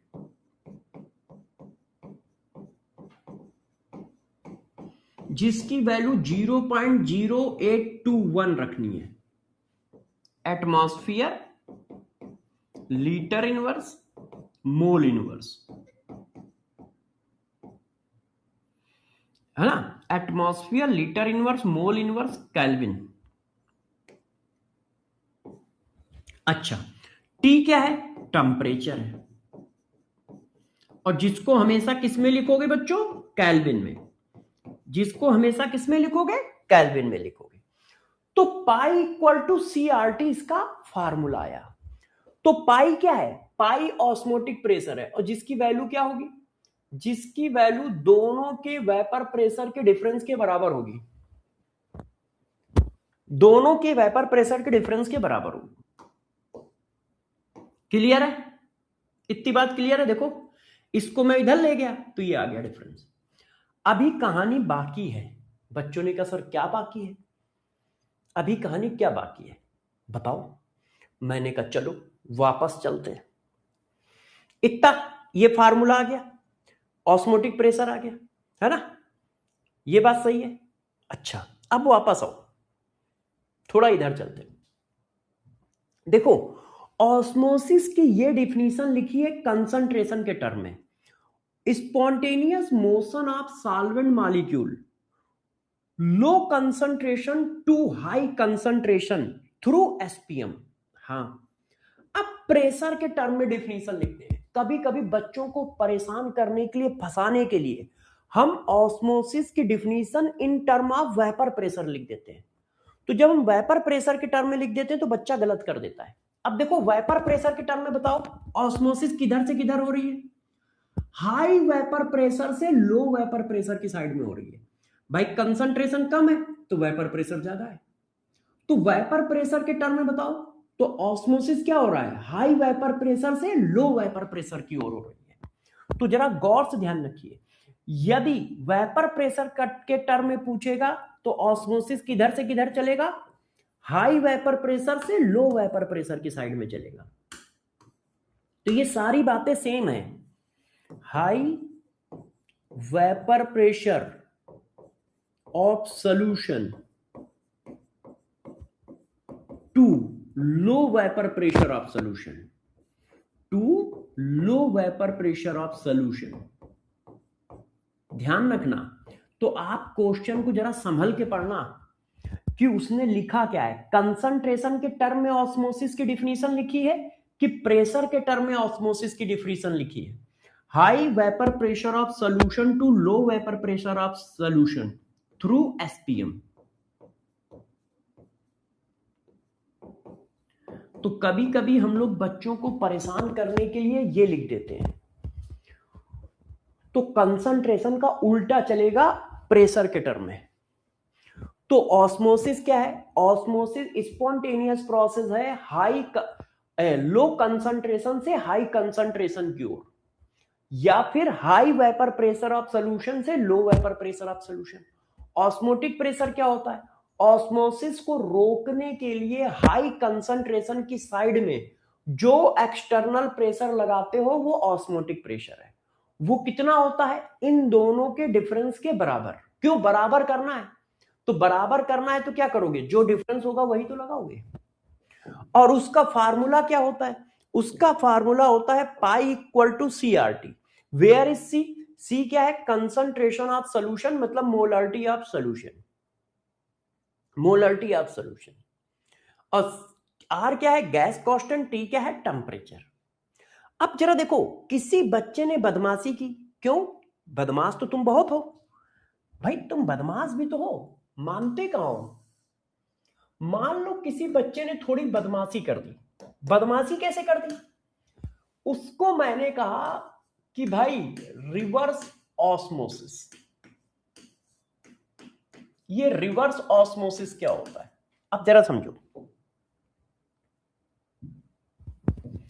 मैंने कहा ऑस्मोसिस रोकने के लिए जो प्रेशर लगाया गया वो ऑस्मोटिक प्रेशर है ना, हाँ। बस बेटा 2 मिनट और पढ़ाऊंगा। अब किसी बच्चे ने क्या किया, जितना प्रेशर लगाना चाहिए था उससे ज्यादा प्रेशर लगा दिया। तो जब तुम ज्यादा प्रेशर लगा दोगे तो जरा बताओ क्या होगा, जैसे पाई प्रेशर लगाना चाहिए था और तुमने पाई +3 लगा दिया, तो बताओ क्या होगा। यदि पाई लगाने से रुक रहा था और तुमने पाई +3 लगा दिया तो इधर का प्रेशर ज्यादा हो जाएगा, है कि नहीं, बताओ। पाई प्रेशर लगाने से ऑस्मोसिस रुक रही थी, तो जितने प्रेशर लगाने से ऑस्मोसिस रुक रहा था उससे ज्यादा प्रेशर लगा दिया, मतलब ऑस्मोटिक प्रेशर से ज्यादा प्रेशर अप्लाई कर दिया आपने। तो जब ऑस्मोटिक प्रेशर से ज्यादा प्रेशर अप्लाई कर दोगे तो इस साइड का प्रेशर बढ़ जाएगा, बढ़ जाएगा। अब जब इस साइड का प्रेशर बढ़ गया तो ऑस्मोसिस किधर से किधर जाता है, हाई प्रेशर से लो प्रेशर की ओर। देखो, हाई प्रेशर से लो प्रेशर की ओर। तो अब ऑस्मोसिस उल्टी दिशा में चलने लगेगा, और ऑस्मोसिस को उल्टी दिशा में जाना ही रिवर्स ऑस्मोसिस बोला जाता है। ऑस्मोसिस का उल्टी दिशा में जाना रिवर्स ऑस्मोसिस बोला जाता है। तो रिवर्स ऑस्मोसिस कब होगा, जब ऑस्मोटिक प्रेशर से ज्यादा प्रेशर अप्लाई कर दो। तो ऑस्मोटिक प्रेशर से ज्यादा प्रेशर अप्लाई करने से क्या होता है, इस साइड का प्रेशर ज्यादा हो जाएगा, और इस साइड का प्रेशर ज्यादा हो जाएगा, इस साइड का कम हो जाएगा। तो ऑस्मोसिस ज्यादा प्रेशर से कम प्रेशर की ओर जाती है, तो उल्टी दिशा में सॉल्वेंट के मॉलिक्यूल भागने लगेंगे। इसी को रिवर्स ऑस्मोसिस कहते हैं, इसी को रिवर्स ऑस्मोसिस कहते हैं। तो रिवर्स ऑस्मोसिस क्या होता है, जब एक्सटर्नल प्रेशर की वैल्यू ऑस्मोटिक प्रेशर से ज्यादा हो। जितना प्रेशर स्टॉप करने के लिए लगाना है उससे ज्यादा प्रेशर तुमने लगा दिया है ना, तो क्या होगा, osmosis, osmosis process occurs in reverse direction, occurs in reverse direction, direction because ऐसा क्यों हुआ है? Because value of external pressure, value of external pressure,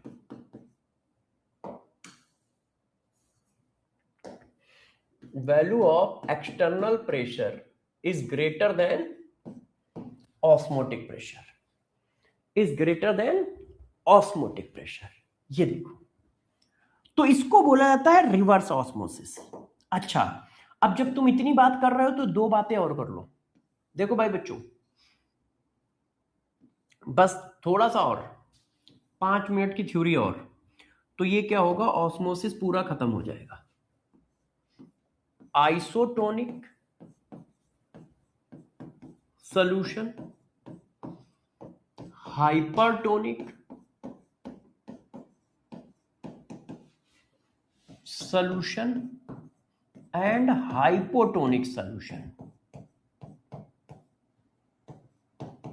ये क्या होते हैं ये भी बता देते हैं। ठीक है, अब गौर से ध्यान दीजिए। अरे भाई आशीष कह रहा सर खाना कब खाएंगे? एक दिन नहीं खाओगे तो क्या दिक्कत हो जाएगी? एक दिन नहीं खाओगे तो क्या दिक्कत हो जाएगी? 5 मिनट मुझे दो, बस 2 मिनट। देखो ये दो सॉल्यूशन है, एक सॉल्यूशन ये है, एक सॉल्यूशन ये है। ये जितने भी टर्म हैं ये कंपेयर के हैं।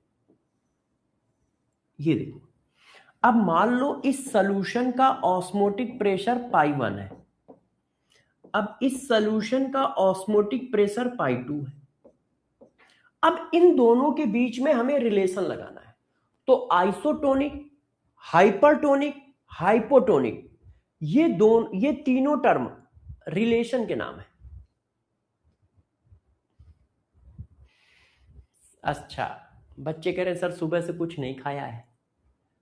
चलो भाई, जब बच्चों ने कुछ नहीं खाया है तो कल पढ़ लेंगे, ऐसी क्या बात है, कल पढ़ लेंगे। ठीक है, आप लोग खा लो। ठीक है, क्योंकि मैं भी समझता हूँ कि हॉस्टल में एक टाइम पे खाना मिलता है और यदि वो टाइम निकल गया तो फिर देते नहीं है। और वैसे भी बेचारे बच्चे बड़ी मुश्किल से सारा काम कर रहे होते हैं, सरवाइव कर रहे होते हैं। जो बच्चे घर में रह रहे हैं उनकी तो बात अलग है, उनके पीछे तो गार्जियन लगे हैं, है ना। तो बेचारे गार्जियन पूरे दिन उनको कभी भी कहेंगे खाना बना के दे देते हैं, खिला पिला देते हैं। मगर जो बच्चे हॉस्टल में रहते हैं, कहीं कमरा लेके रहते हैं, उनके लिए बहुत सारी समस्याएं होती हैं। तो कोई नहीं, कल पढ़ा लेंगे, ऐसी कोई दिक्कत नहीं, हम लोग के पास इनफ टाइम है, एक्स्ट्रा क्लास लगा लेंगे, ज़्यादा होगा, है ना। तो टाइम की कोई दिक्कत नहीं है। तो आप सभी बच्चे आराम से खा पी लीजिए, और जो मैं QHD सीट दूंगा उसको करके आइएगा। ठीक है बच्चों, जो मैं QHD सीट दूंगा उसको करके आइए। बाय बाय, कल मिलते, कल मिलते। खा लो बेटा। अरे दादा रे, बाय बेटा, बाय।